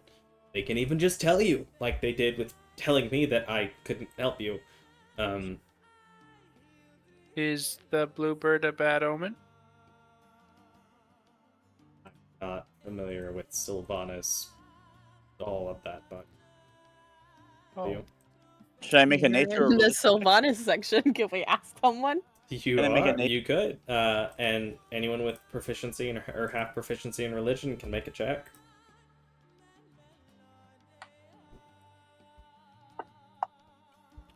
Woo, let's go. Not proficient in religion. Did that really not roll? Oh, dang it. Is it really not rolling? So sad. That was a 19 on the die, my dude. Alright, you know why it's not going to roll? Because it wants to give me a 20. Nope, just kidding. Oof. I don't know, man. It seems vague. Oof. Answer unclear, or answer hazy, try again later. Yeah. Like the magic ball. I want to ask someone at the church. That would have been a 24 if that would have rolled right. That's You poop find stuff. one of the attendants, one of the acolytes, helping clean things up at the moment. Yes, how can I help you? Hi, my name's Thicket. Do you know if a bluebird is a bad omen from Sylvanas? It's typically a sign of hope, Oh, that's nice. and even joy in some cases, but hope when it comes to more important things.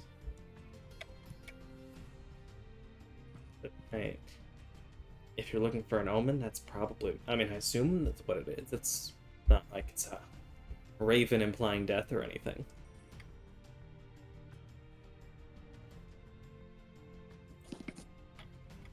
Well, that's You, good. At least you- it's not a bad omen. Did something happen? Did you... I just cast divination, and Sylvanas didn't really answer my question, but I did see a bluebird. I see. Usually corresponds to hope. Without interpretation, I can't really help you more than that. Sorry. And I could guess, I guess, but I don't know. It's a bluebird. Did the bluebird do something? Well, I asked the question, if, what did I ask exactly? I asked the question, who can help me with, my grim blood problem? And Sylvanas sent a bluebird, and it landed on my knee, and then looked at me and flew away.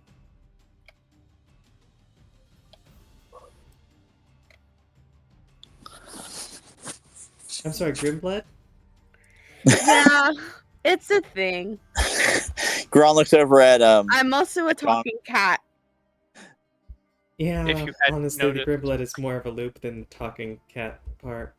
And she looks over at Grim, who just kind of nods. Okay.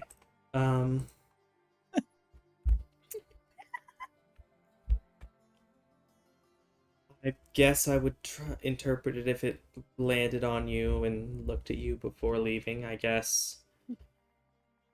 Meaning that there's hope for you, that future holds hope or joy, or that you're the key, maybe. You know, the question of to help you with your problem. I mean, if it looked at you, maybe it's trying to say that you're it, or maybe you were supposed to follow it. But if it didn't lead you anywhere that you could go to, then that probably wasn't the case. Yeah, I'd go with either it's meant just to be hope, or that you should have hope, or that you're the solution to your problem. Are my guesses. Okay. Omens are hard to read. Sorry, I can't give you more details. No, you're good. You're fine. It's fine. Well, thank you for your help. Happy to. Is that a smiley face in the grass? It is. Okay. Neat. It's a little odd, but I don't think it'll be out of place here, actually. Have you ever cast divination? No, I'm not that talented in the casting department. Do you know someone who can cast divination? She points at Rangrim. If you mean What like, there are what also do you do? he just shrugs. There's also some of the elder priests might have the ability to cast that kind of magic. What do they usually do when they cast divination? Well, usually we, or I've seen them cast it, would burn a series of herbs, or would cast it utilizing plant, maybe some flowers or something, with the incense laid around it that would gently smolder over the course of the casting, but oftentimes wouldn't actually consume the flower. And then the flower would actually just stay healthy after that, even if it wasn't watered or anything. Wait. She looks over back to the grass. What'd you do to the grass? As you I look made a back smiley over, face. as you look back over where the burn marks of the smiley face were, there is now a series of yellow flowers that have sprung up in all of the burned spots. I made a smiley face out of incense.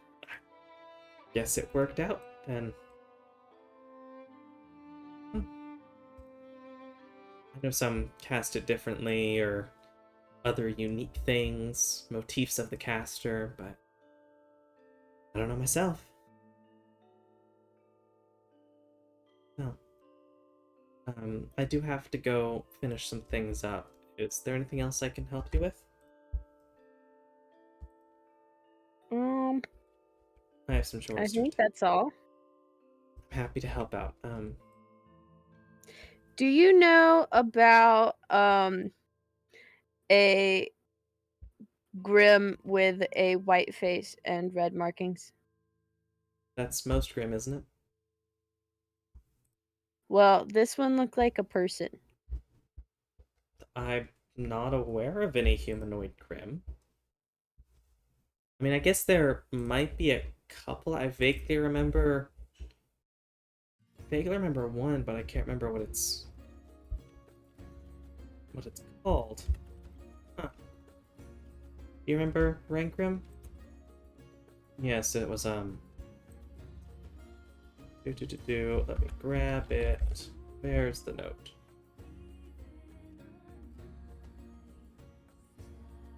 Do.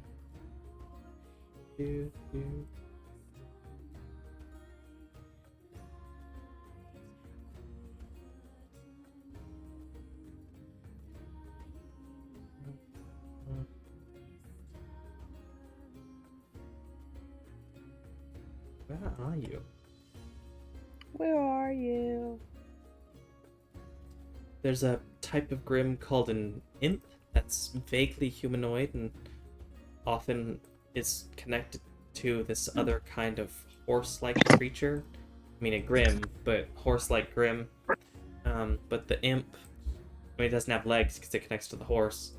And it has kind of a humanoid mask, or like a human-like mask, but with these long horns.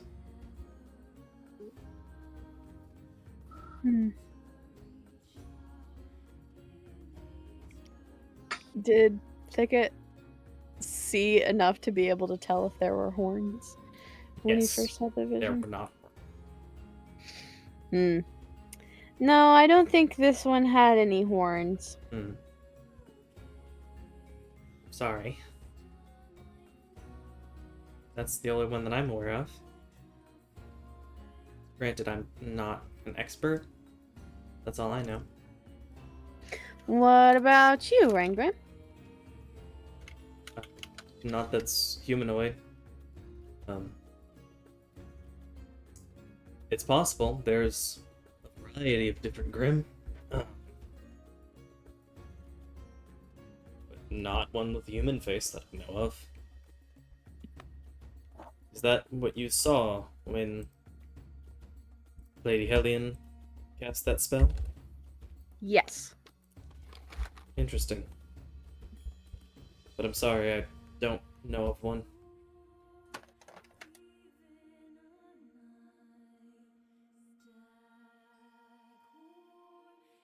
Okay. Well, I think that's it. I'm glad we could help out. I'm sorry we couldn't do much more than just talk. You're always There's welcome back. lightning, to say the least. There was lightning. I said in lightning, but that works too. Well, I mean, both are true. Do you have any recommendations of where else we could try?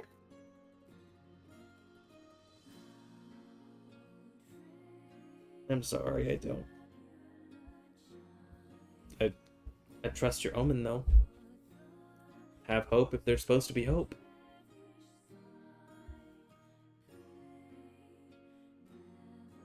If there's something. That'll show up at some point, probably.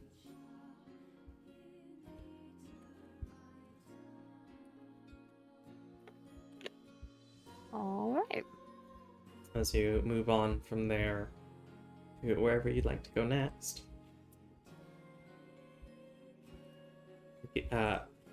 Maury was correct. Yeah. Not a lot benefit, but seems to be an indication. Alright, it is 10:10. Is there anything y'all would like to accomplish? I imagine next time the meeting with Simeon will occur, and then anything else over the rest of the time before the race. It's Ben 10. Ben 10? What? Started with an alien device and what it did. It's the 10th. Alright, so- It is the day that is the day. It's June 12th. It is. So we should definitely make sure that we get done with it today, since today's going to end. So we should definitely do that. And then we'll have to alright. travel back in time to June 13th next week, so that tomorrow, that is also next week, can be the day that is tomorrow in the game. All right. So what's the total money that we got, so that we can divvy it up? Okie dokie. It is 1,545 gold pieces. Okay. So put 45 in the party fund. Okie doke. and then everyone should get 300. Or are you going to go ahead and preemptively pay for the next 2 nights of performance? Oh, that's right. So 1545. So it means I need 1200 to pay. So let's do the 1200, and then there's 300. So it means everybody gets 60. Thank you for reminding me. Happy to help. Bonk. There you go. Is there anything else you'd like to do on the Monday? Do we want to try to practice for the afternoon? I would like Doug to make an intelligence check. Doug.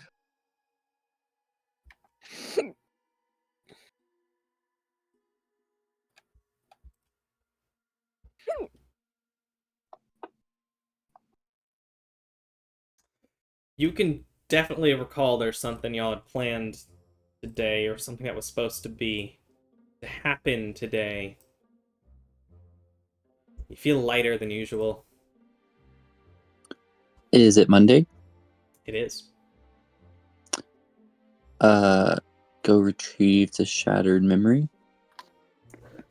As you go to the Pieces of Avalon, because as you had been told, Astoria expect to be done fixing it by Monday.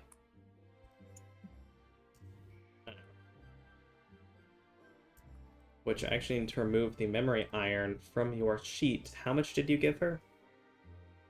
I think it was 50. No, not But the yeah, I gold, gave her... the memory iron. Oh, how much did I have? I think it was like 10 pounds, You have right? 10 pounds of it, yeah. I think you said 5. She would have needed at least 5, yeah.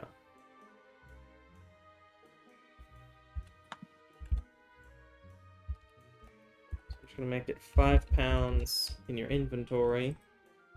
Bonk. As you would have used that with her. Did you pay her all of it beforehand? I feel like you did. Yes. As you approach, you would find your way back to the same building location. The building didn't move. You'd hear the hammering of a hammer striking against metal from the back as you enter into the open shop. Always good when buildings don't move. We've had too much of that in the past. Once is enough.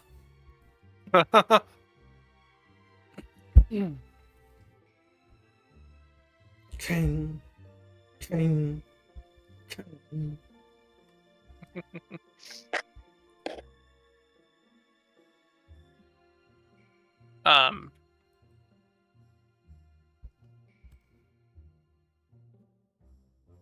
Where are we at again? Sorry. You were in the Pieces of Avalon. Oh, the yeah. magic item shop / forge. Oh. Do they have anything for sale? Yes. Well, Astoria is also making the Bluetooth thing for us. Yes. I can't remember. I have 800 gold pieces for 6 of them, so we're definitely going to be buying them so she can hold on to them for us. Yeah, I think y'all asked her about it and she told you that she'd get to work on them. I don't think she gave you a specific date, but there is something she'd working on, and, worst case, she sells them to someone else, she said. But she is working on them for whenever y'all come back to buy them. Do. That's the word. Yeah, you enter the shop.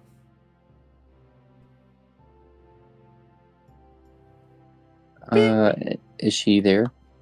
There is the sound of hammer on metal in the back of the building, from the open doorway to the back of the building. Hello. It stops.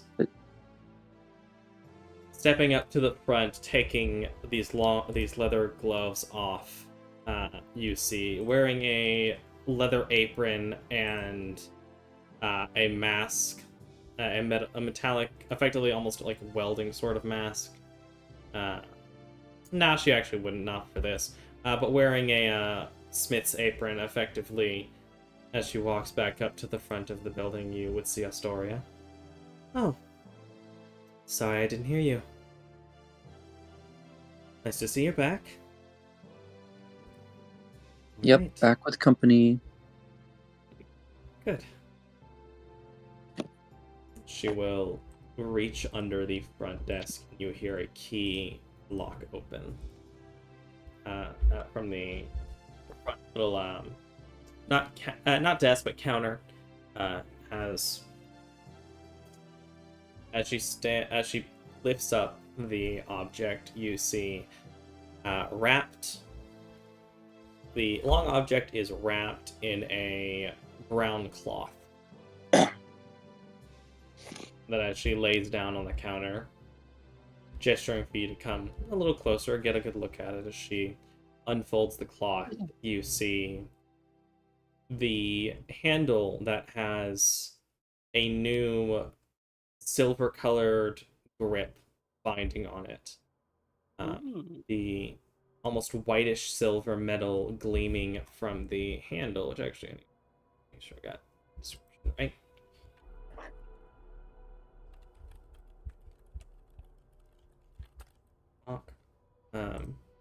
The whitish silver handle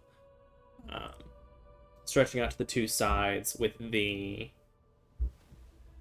almost bird-like image on the crossguard that had been there before but hadn't paid as much attention to the almost sharpened end pommel.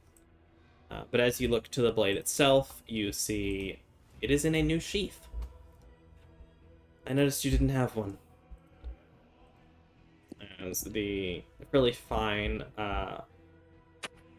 seems to be wooden leather sheath that on the near the top, near the handle of the weapon, is a stamp that appears to be a gear, inside of which is a dragon's head.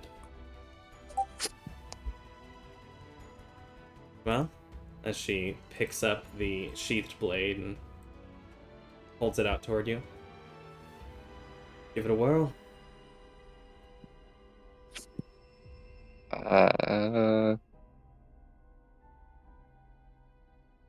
Doug just like immediately grabs it and just like blows it to or from. Swinging it around in the sheath, going back and forth. The weight feels a little odd with the sheath still on it.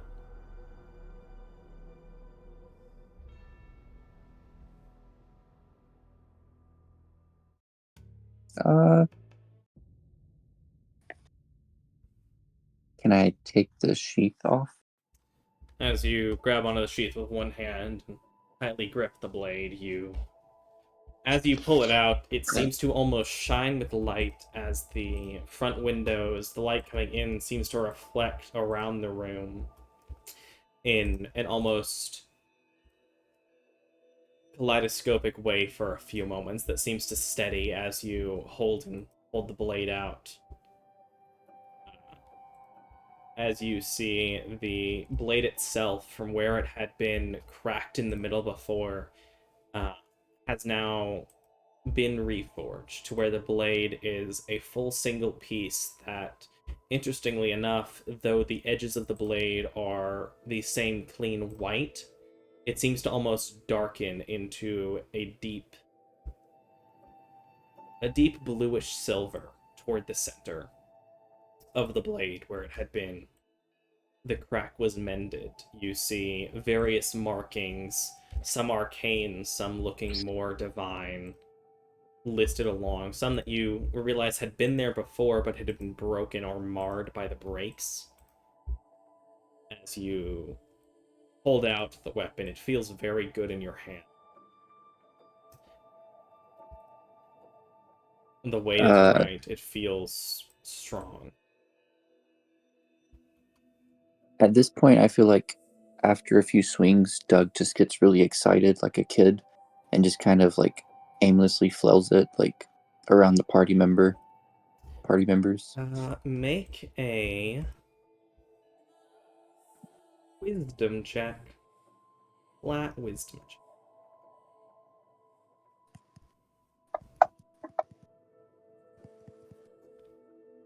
You, as you swing it, have an almost odd moment where you feel the memories of training with various weapons, including great swords and other weapons, while training in the Orange Sun. The first time that you had really figured out how to manifest your echo as you swing it, the feeling of strength whenever you let go and rage in a battle moves through you for a moment as you swing it before you get more comfortable, and it seems the memories bring you confidence, but not it's not jarring. It doesn't take you out of the moment. It feels right. It's the best way to describe that. And if you focus on it, the memories where sometimes, trying to remember things can be a bit hazy, or trying to make sure you have all the details. It almost seems like as you focus on memories with this in your hand, they become clearer. And as she would describe, I'm going to go ahead and throw this in your inventory and identify it for you. A white iron memory. Which I'm going to go ahead and put in your fishing quiver because I know you'll want to. This weapon. It's unshattered. It is unshattered. Oh, look at that. I got a bug on the player side. Neat. Which I'm going to go ahead and output to chat. But this is it's still a greatsword, of course. It is a radiant white greatsword, martial weapon that is rare. It does require attunement. This magical silvered weapon shines and reflects light with incredible radiance. This weapon has a +1 bonus to attack damage rolls, and while you are attuned to it, you can use the following features. Reflective Radiance. As a reaction, when a creature you can see makes a melee weapon attack against you, you can use the weapon to reflect light into their eyes and blind them temporarily, giving the target disadvantage on the triggering attack. You can use this ability a number of times equal to your proficiency bonus and regain expended uses at the end of a long rest. Remembrance. Once per long rest, you can use this weapon to cast the spell Ceremony as a ritual, without requiring material components, but only for the funeral rite effect. Additionally, this weapon can replace the material components for this spell and is not expended upon casting it. And Fracture Memory. You can use the magic in this weapon to cause a creature to relive broken moments of their memory. As a bonus action, you cause one creature within 30 feet of you to make a DC 15 Wisdom saving throw. On a failed save, the creature becomes incapacitated for 1 minute or until they take damage. You can use this feature once and regain the ability to do so at the end of a long rest. Nice. Is it bad that Thicket wants you to try it on him? Aww.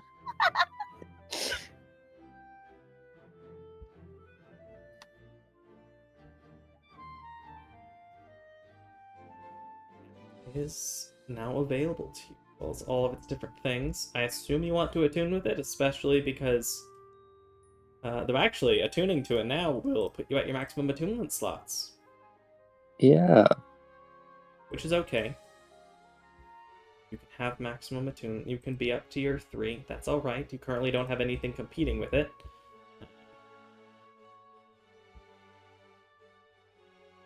Well, there you go. Should now be on your actions tab. And I can finish programming the other things in later. That'll be under the weapon power. Probably under weapon powers, there will be a special set of white iron memory. It does deal magical damage. I'm going to set it to slashing unless you decide to set it to piercing, because it can do both. Does 2d6 base damage, same as it did before. Heavy weapon, parry, sweeping, all that jazz. Except it's magical damage, the full 2d6. It is full 2d6 magical damage plus an extra point to attack and to damage rolls, in addition to the other stuff. It's a +1 weapon along with the other fun things. Great. Good. I'm glad it seems to fit you.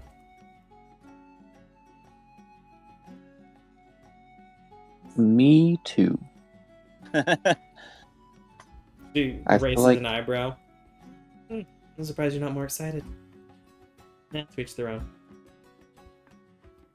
Well, we'll see once I see you if this He's affects very him as much. excited.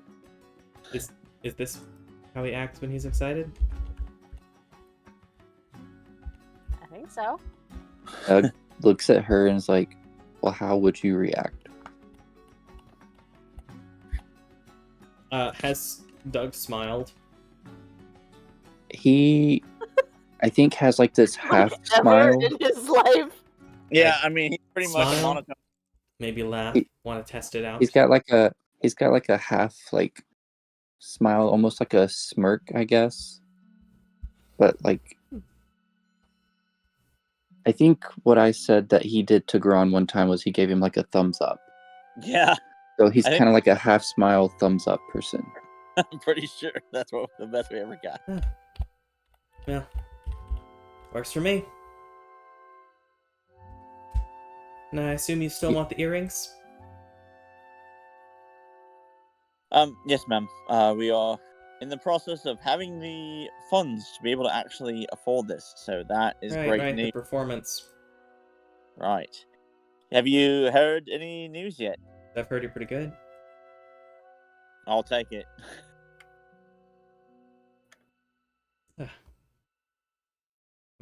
I've still got more work to do, as she nods to the back room. Working on a different order. I see y'all soon, and I'll, let you know when the earrings are done. Thank you All very right. much. And we're probably going to be staying still at the same place, but Alright, I think you gave me a note with where you were. yeah, if for any reason not, turns out John's mom and dad live here, and here's their address. Right. Okay. Ron's just giving away my parents' address now. And she glances at John. Okay. Good for you. That your parents I have live no here? idea how long it's gonna take her. What if it takes her until your trial? Then we might be staying with them, to comfort them. True, possibly. But as you leave the shop,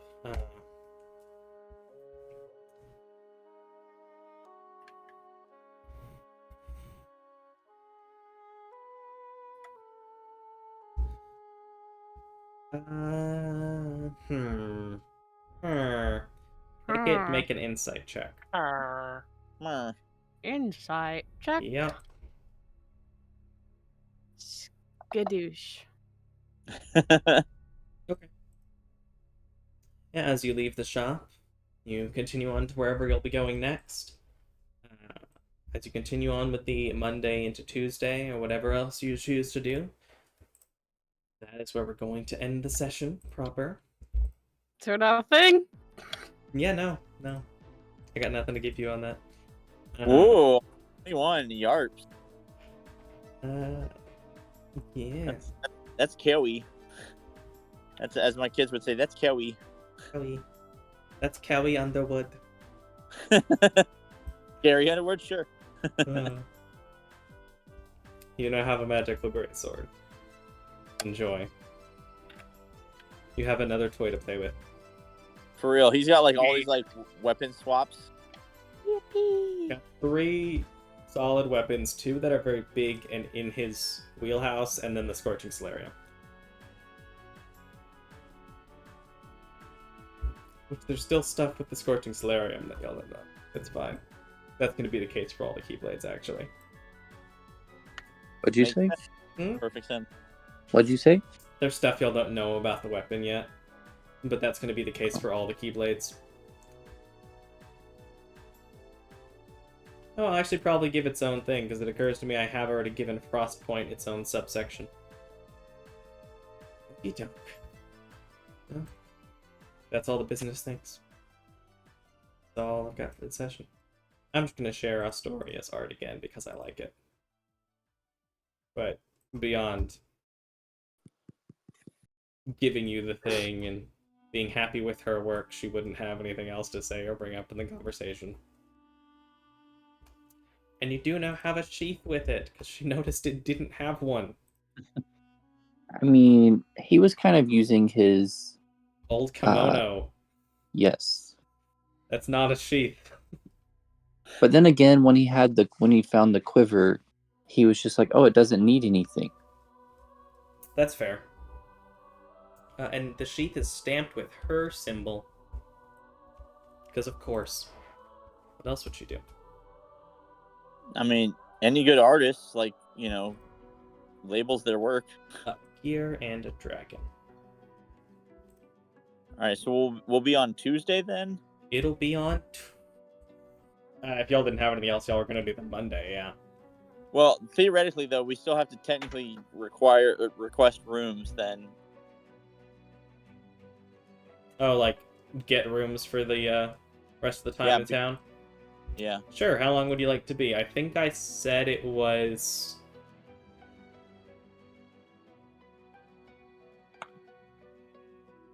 What was it? Was it like? I think it was 2.5 gold for the party. I think so. Okay. How long would you like to stay? I think at least another week. So 7 days at 2.5 is what? 14 and 3 5, so 17 something. So 17 will and they a do? half. Will they do 15 for a week?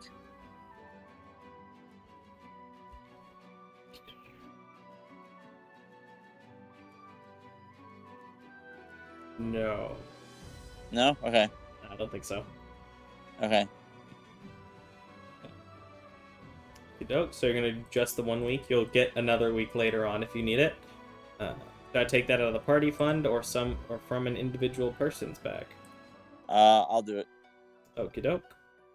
17 gold and 5 silver. All right.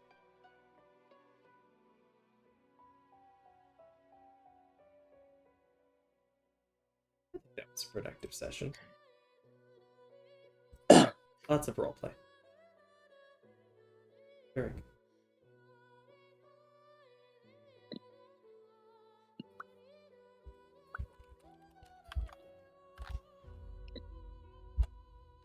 How much gold do we get for having productive roleplay?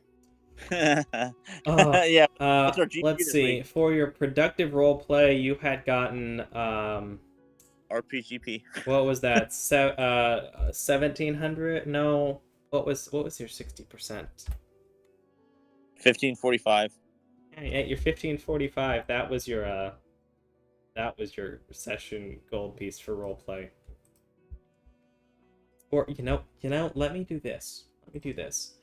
I'm gonna give you 5 whole copper pieces. Woo! Total. Yeah.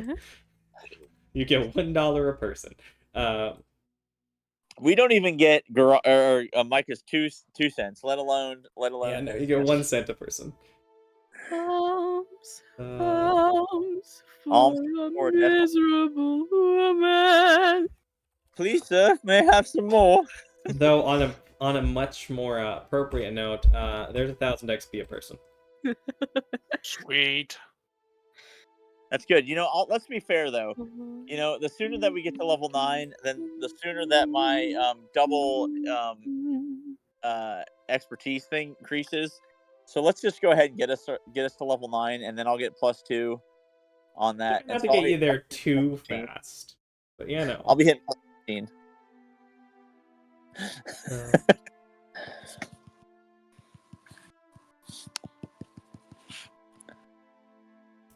Level 9's a fun one. Your proficiency bonus goes up. You get access to 5th level spells. For some of you, like Thicket. Yay! See, Thicket and John both get 5th level spells. Gambit, what do you get? Gambit gets... I don't know what That's road. 5d6. That's a huge amount of sneakers. Snake attack. It is more snack attack, it's true. And they get the archetype feature, which I think is a fairly light archetype feature for this level, I think. It's usually pretty light on the 9. Yeah, it's the street performer one. Gambit will have advantage on all deception and persuasion checks against creatures that he has known for less than a day. That's pretty good. Wow. After that time, he doesn't get the benefit. Basically, it's a you don't know me, but... Look, I know we just met, but listen. I think, Doug, I think you wanted the ability scores, so I think you were going to take Fighter 8. I assume John's still going Bard 9, unless you're going to change your mind on that one.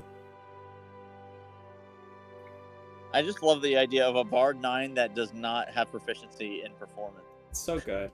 I mean, it's entirely, like, it's a thing. Non-performance Bard is definitely a thing you can just choose to do. And I'm here for it.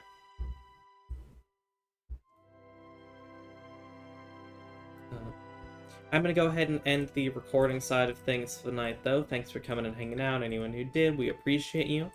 Hope you have a lovely week. And we'll see you next time. Bye. Deuces.